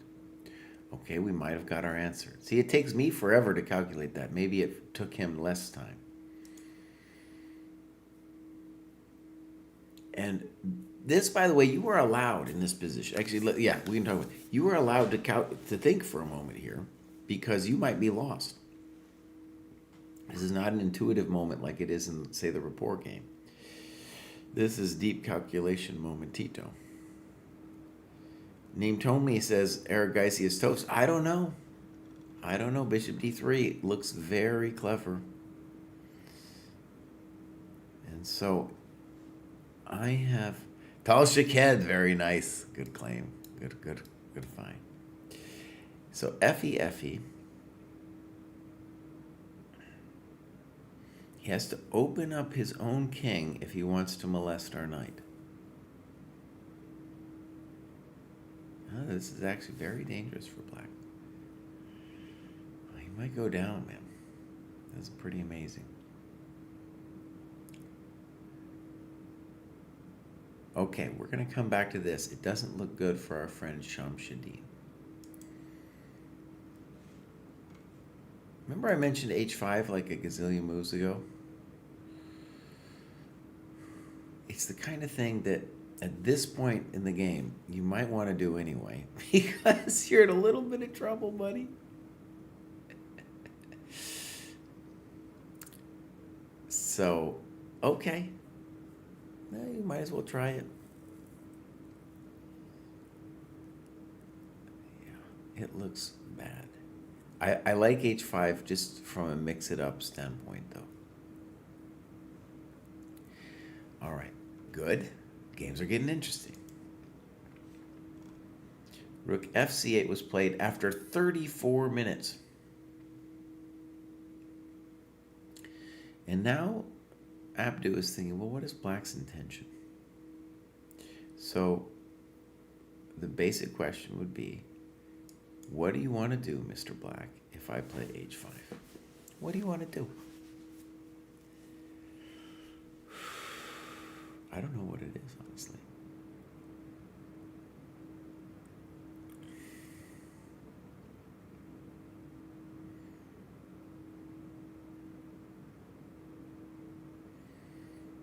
Looks lost.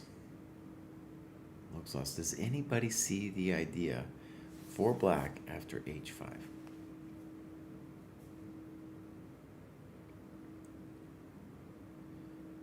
any have an idea with h5? It looks poor.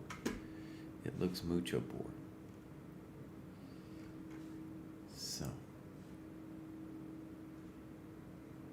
And then Richie is asking, could I start with g6? Maybe.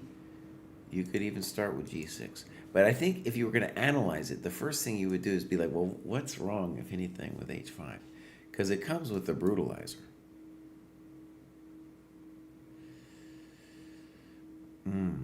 Actually, though, wait a second. Okay, wait, let's go a little deeper in this position.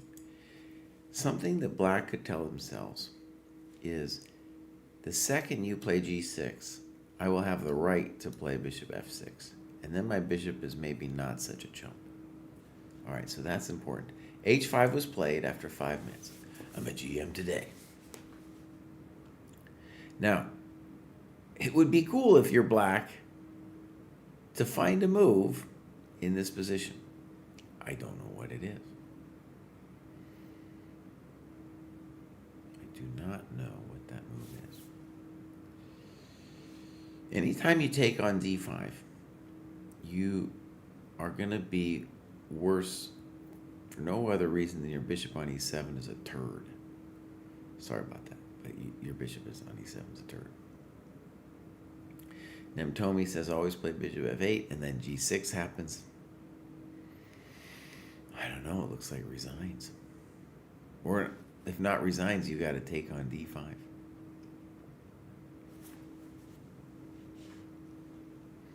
That's a terrible position. Yeah. All right, looks terrible for our friend Yospem. And maybe this is what it looks like, dude, when you have somebody who's a strong GM like Yospem and runs up against the Abdu. You know, it might look like this kind of thing. Okay. Oh, did I call 96? Yeah, I did. I'm a GM today. Snip, snap, bishop c3. Okay, fair enough.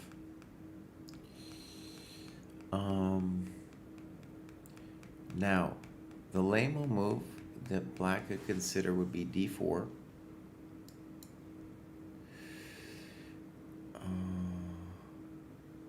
We could also play knight e4 because queen d5, knight c3, we always have knight f8. The issue is that my knight was poor, so black is using this opportunity to liquidate. I think we'll probably see a draw here soon. Now, if I see a draw, then I get to go see another one, but I'm only got a max board of 6. Only 6. All right, the madness happened. Black thought forever here. 26 minutes. Play d5. All right, so this is rapport.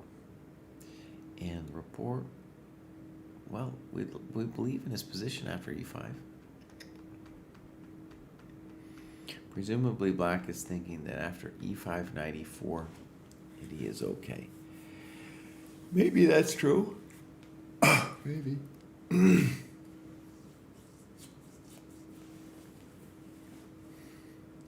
I was just playing this a blitz game, I would be like, that would be the first thing to come to my little head.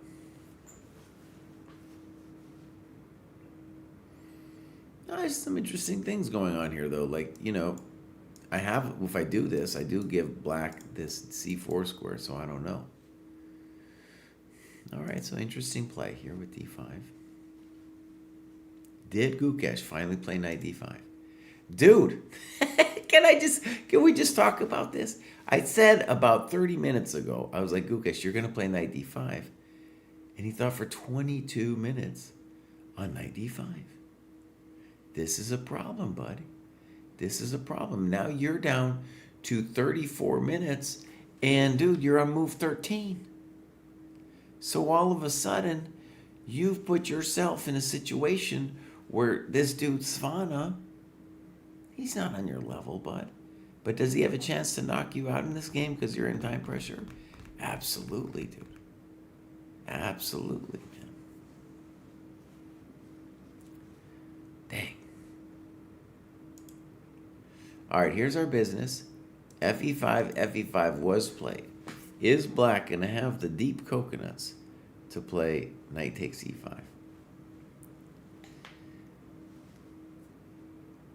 I think Shamsuddin is really in deep. This is an example of Arjun and his pressure, dude, because he has had amazing opening prep. He is way up on the clock. His opponent is stressing out, dude. All right, he took it. There it is.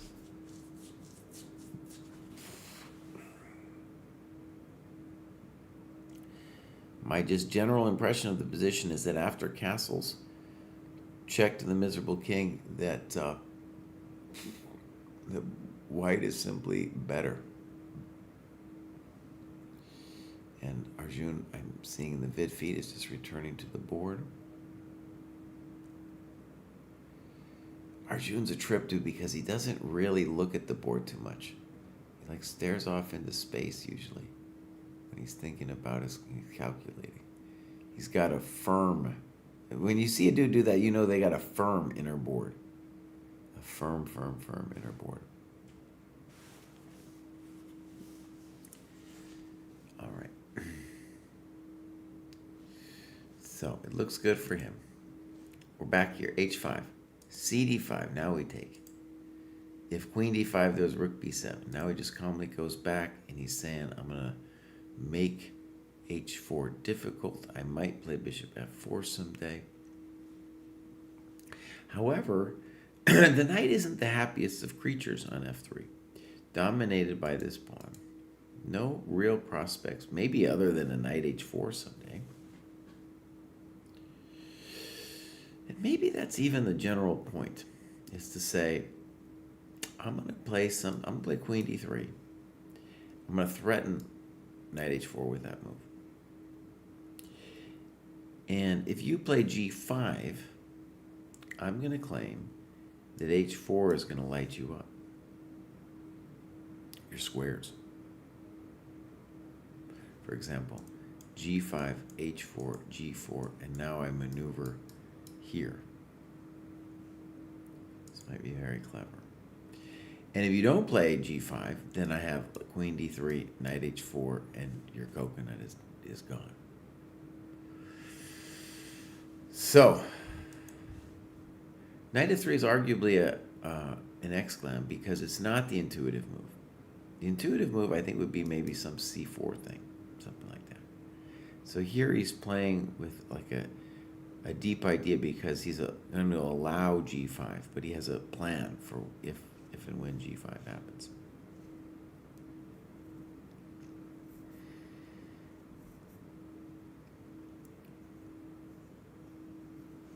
Maybe g5, h4, and we try to hold our coconuts together?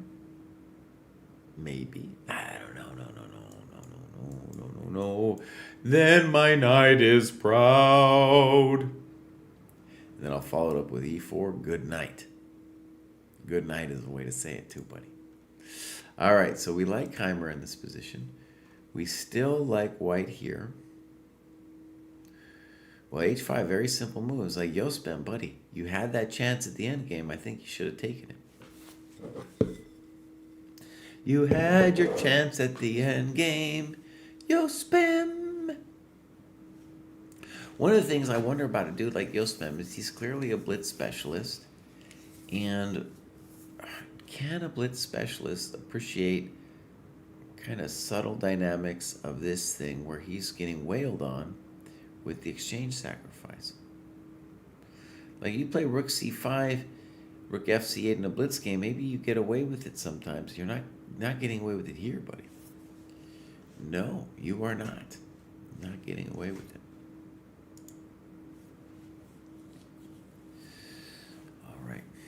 So I think Mr. Proust's coming back in sometime soon. H5, here we go. Sam. Knight e4, as I predicted that. Queen d2, that's certainly not what happened. It wasn't queen d2. Somebody got the moves wrong. d4. I don't know what's going on here, but okay, I think probably what happened was Shanklin took and then knight c3 happened. We'll see, but I think that's the general gist of the situaats here. Yeah. Yo, Spem said Ma Cerveza last night. All right, so here that didn't happen. So we're going to call that a draw pretty soon, I think. All right, so here we had d5. I thought e5 was more testing, but I understand if you don't, the reasons for not liking that position. Bishop d2. Snip, snap, knight c3. Okay. Okay, so white says, hey, although it is symmetrical, I'm going to claim I'm a little bit better because of my better development. In particular, I'm trying to claim that you need to play knight c3 to resolve your coconuts, because the knight on d5 is loose as a goose, talking to a moose, as they say. Okay, so maybe white's a little bit better here. Now this guy's going to tank forever after knight d5.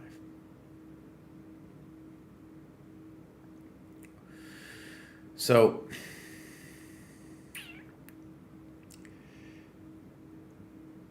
I like black's position fine. And if I'm white, I'm concerned about f6, e5. Just pushing me away, away. I don't know what. Now, clearly Yugukesh is a genius, and he had some concern on knight d5, and I made knight d5 quickly because I don't see his concern. Because I don't know what his concern is. But it's fair to say he probably has some concern. Maybe like queen a4 to a5, something like that could be his concern. Queen a4 to a3. Oh, Talchuk had definitely made GM, dude. And he was able to play a couple super strong tournaments. Got to play Kasparov before he retired. Yeah, Talchuk was amazing. I played Talchuk when he was a little kid. All right, here we go. Castles, king g8, bishop f5. Can we just talk about this for a second? Because who called that? Who called that? I called that.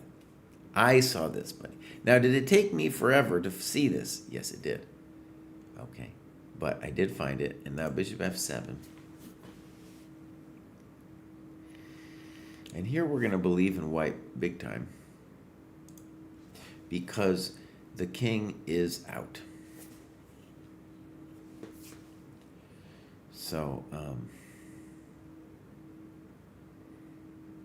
Arjun is showing why he is a big contender. Now, is black lost? It wouldn't surprise us if he's lost.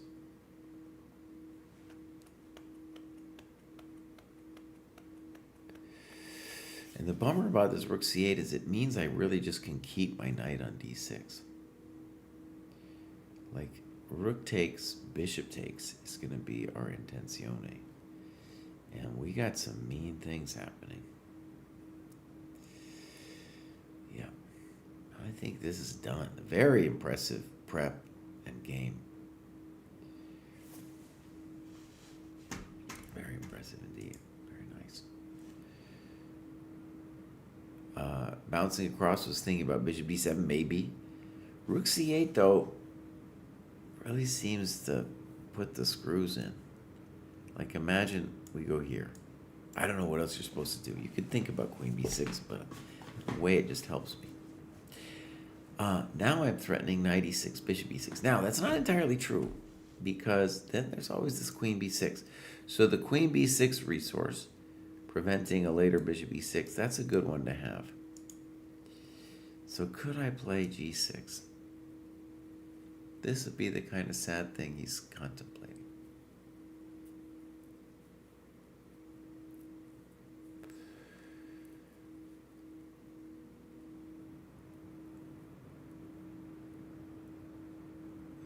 Yeah, you could think about it. This is lost, but this is the kind of thing, when you're toast, you're toast. Queen b6 played. We are anticipating king h1. Can you post a link for school? Sure, buddy, I guess. If it's, don't link us to, don't link us to the dark side. Oh. It wouldn't surprise me if I was hanging the queen. Probably did. Okay, we're going to come back to this. We got this amazing game. Black is just sitting. He's like, dang, I'm getting hosed. So, all right. So, Keimer's much better here. Rook takes d5 finally. Now, if he's going to do it, he should have done it earlier. But okay, this is tenacious. So, he's saying, I'd like to play g6 soon.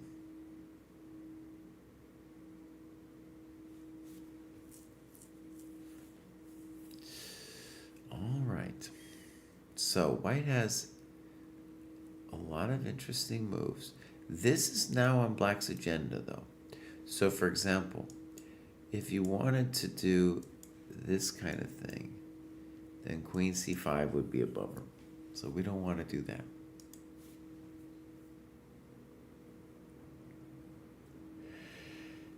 Now, the computery thing, the computer loves to do this stuff. And you might not have to play g6, but I think probably eventually you're gonna have to play g6. And we get something like this going on. Actually, this would just be losing outright. So h6, maybe queen c5.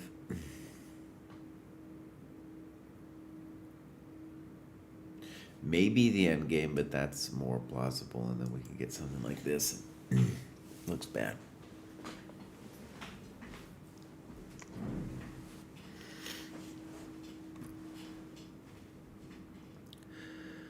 Oh, Michael Saxton was truly a New Mexico player. Behind him is Leor Lapide, who I haven't heard that name in a while, but I think he's teaching chess in like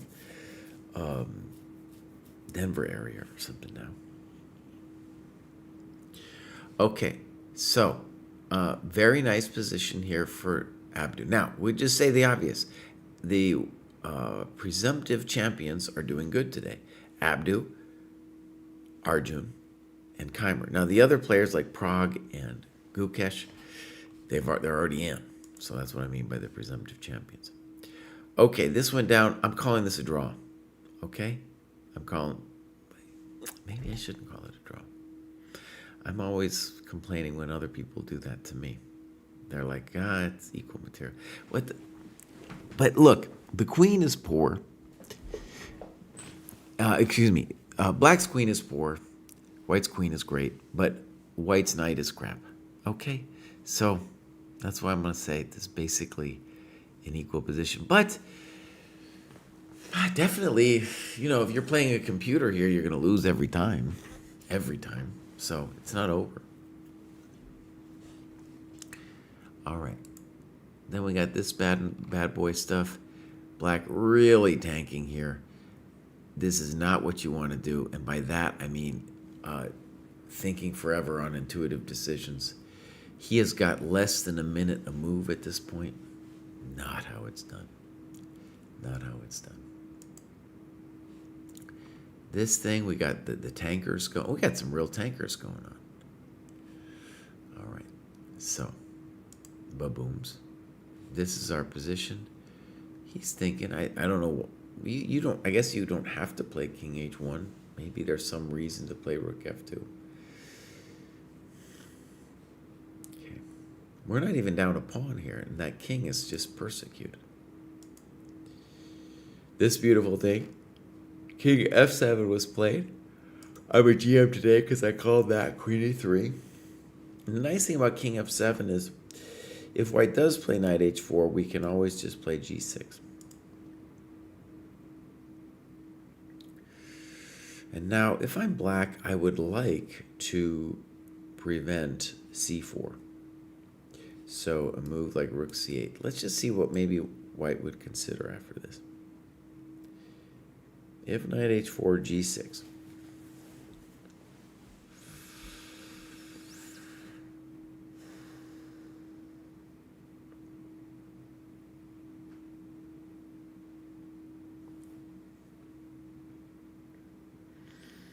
Yeah, that's not so simple.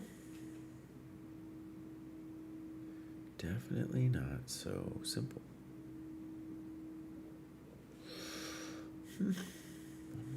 This is a good positional lesson for me. What is Keimer's intention on Rook AC8?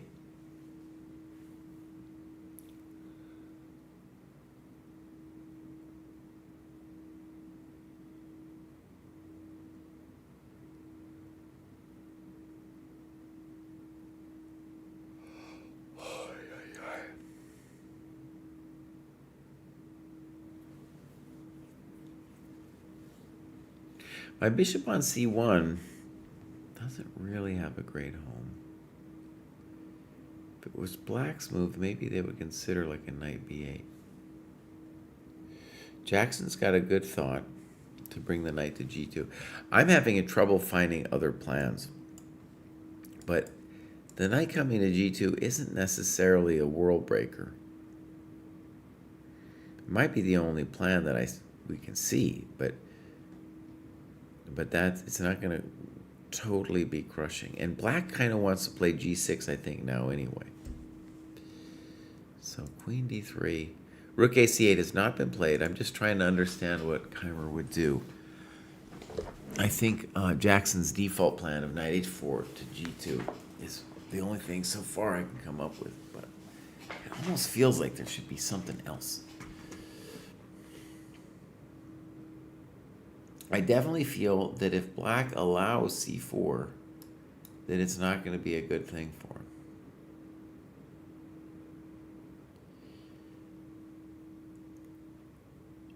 Rook c8.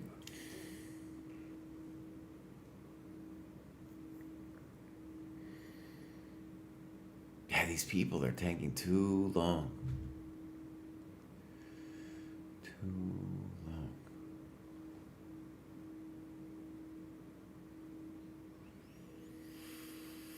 In all those positions, it's very hard to know what to do with this guy. How to get him involved.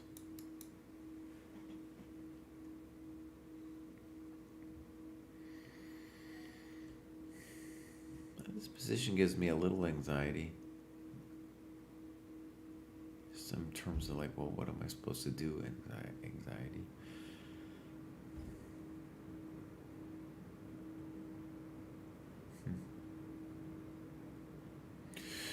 We could. Oh, no, I don't like that idea much.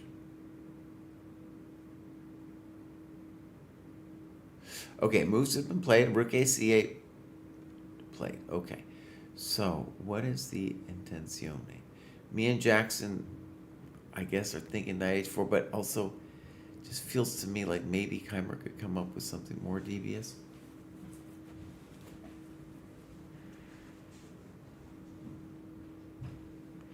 I think a challenge for white is that the drama is all in the light squares, and we do not, this guy can't participate in our light square drama.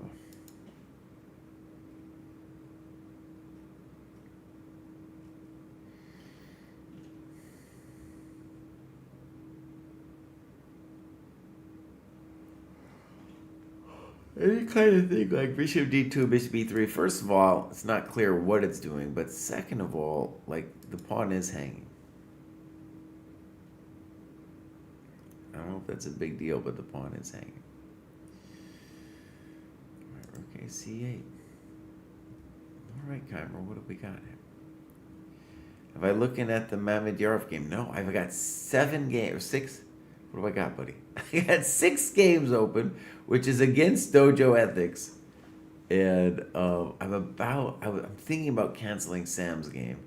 And then if those open up, we can go to those. Proust, by the way, is probably going to come in fairly quickly. If he gets up, he might not get up. And then, he'll take over, or we'll do it together for a while. I need to take care of some life stuff in about 15 minutes. I'm hoping he comes. I also am hoping I can figure out what Keimer's meant to do in this position.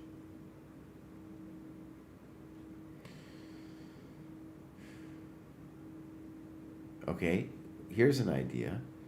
Knight h4 and f3.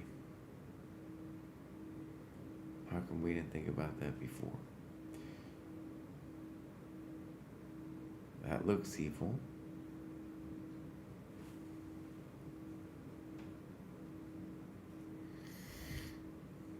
Well, that looks pretty tasty.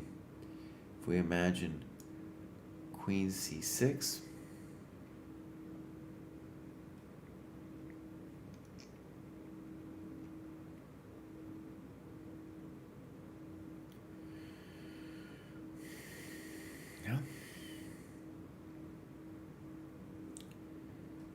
We could do a couple things, but I probably just want to play bishop d2. And he can't queen c4 me yet because this pawn's hanging. And I'm going to be looking at e4 for sure. Okay, so here's, I think, the way I would put it.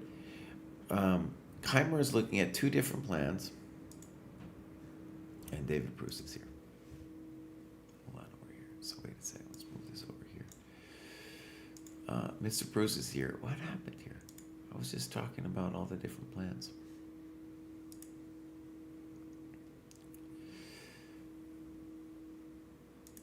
David, how are you doing? Good. Excellent. Wonderful. Did you have a nice little sleep? Yeah. Oh, you look so refreshed, bro. Although I will admit that for probably like the first 1/3 of that, I was just dreaming analysis of Hari Krishna's round two game. So I didn't. You're right that once I saw a chess position, I didn't fall asleep too easily. Yeah. Well, we've got some great games, dude. How about this? Yeah. How about this? Why don't I run through the games I've been covering? Maybe get your quick take, and then I'll hand it to you. You can stream, um, and then I got to do some live stuff, and then I'll come back. Right. Okay, so let's get into it. We'll start off with this Gukesh game. Gukesh has been doing his similar thing of familiar thing, let's call it, of thinking way too long. Knight d5, 22 minutes. His opponent's got a similar disease. And this is our current position. And we're going to call that a mess. I like black, but who knows what's happening. 22 minutes and then 29 minutes to respond. It is very hot. There's no question. Like, I guess c4 is coming. So yeah, it is truly pretty spicy. And bishop e. The question now is either bishop e5 or moving the bishop somewhere. And I guess I still believe in the black position. I don't know if he's better or anything, but I believe in the black position. I was telling him though that Gukesh, dude, he has not fixed his time issue. It is just continuing to kill him, dude. Because they're on move 17. And yes, maybe his opponent's also in time pressure, but like when you do this, you give the chumps of the world a chance to take you down. You know? Uh-huh. Okay, next game. Then we got this amazing game from, this was, in terms of prep, this was like some of the most evil things imaginable. You can go through there too, dude. It was, actually, I'll just show it to you. Look at this. So, he was following, chat said, some game of Prague So, but black didn't know it, dude. So it was truly evil. You steal a pawn, you give it back, and anybody in their right mind is going to say that it looks good for black here. And knight d6 is like, that's clearly a computer move. You don't just play knight d6, man. Mm-hmm. King f8. I don't know what's wrong with king e7. Something's wrong with king e7. Queen d2, and apparently this was the novelty, and queen c1 was the regular thing. f4, e5, f6, and now we got this exclam, bishop d3. Here he's been thinking. Snip snap, castles, king g8, and now bishop f5. And Chump GM found this way before bishop f5 was played. Okay. And then I think black is gone here. That's my take on it.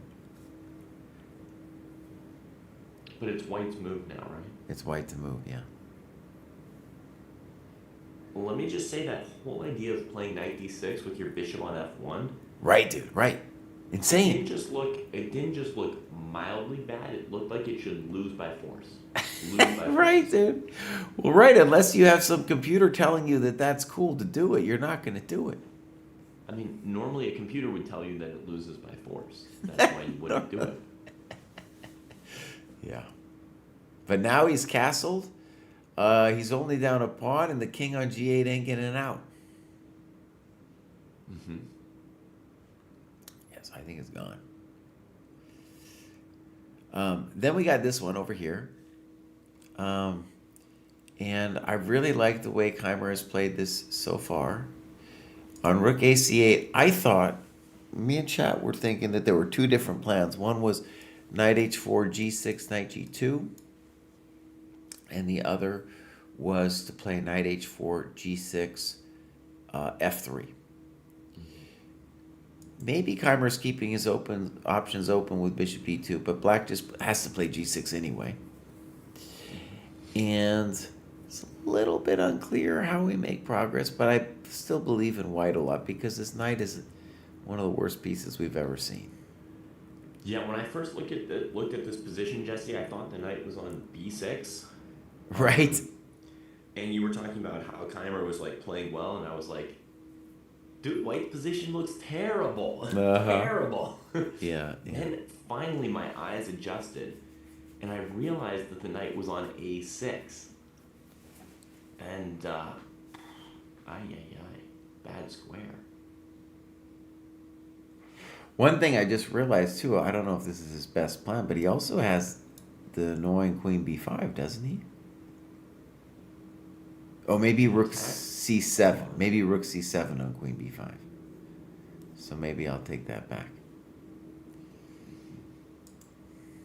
But it's still a little bit hard to know what white should do. On rook the pawn on a3 is technically hanging, and it's really hanging if you play the natural rook fc1 intending c4.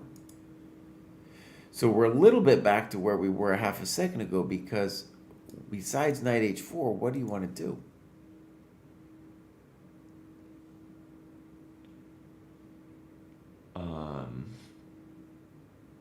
Yeah, I mean, I can't tell who's better here or what they want to do.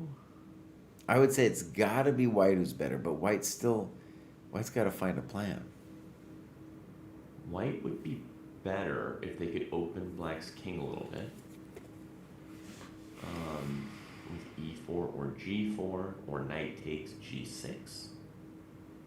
I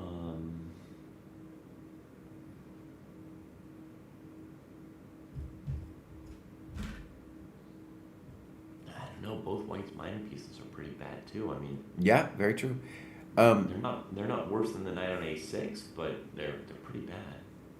So I want to say I'm uncertain about his bishop d2 move. I'm not certain about bishop d2. I mean, I'll give Vincent props for this. Like, he's created a position that looks bad for white and black at the same time, and I love positions like that. So. Well, time out though. Let me ask you something. So me and Jackson had there's the default plan of knight h4, g6, knight g2. Wouldn't you say that definitely white's a little bit better here? Because I can achieve my business, I think.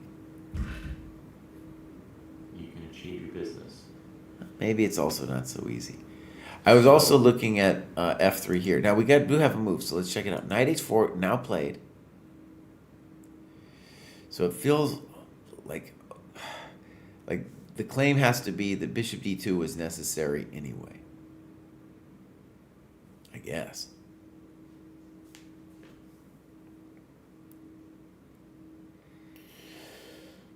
Black definitely has a lot of different moves to consider here. All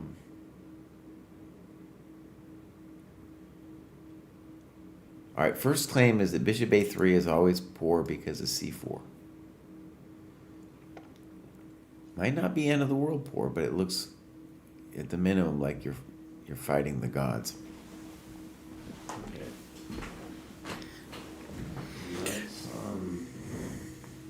Let's start with rook c4 for one. Rook c4 looks to me wrong because you're enabling knight g2.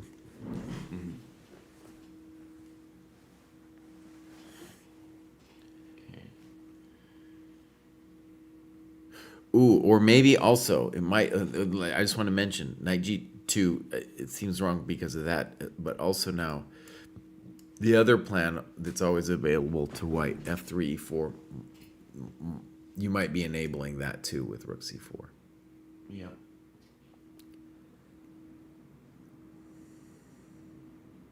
I don't know. It doesn't look like you wanted that though. Right.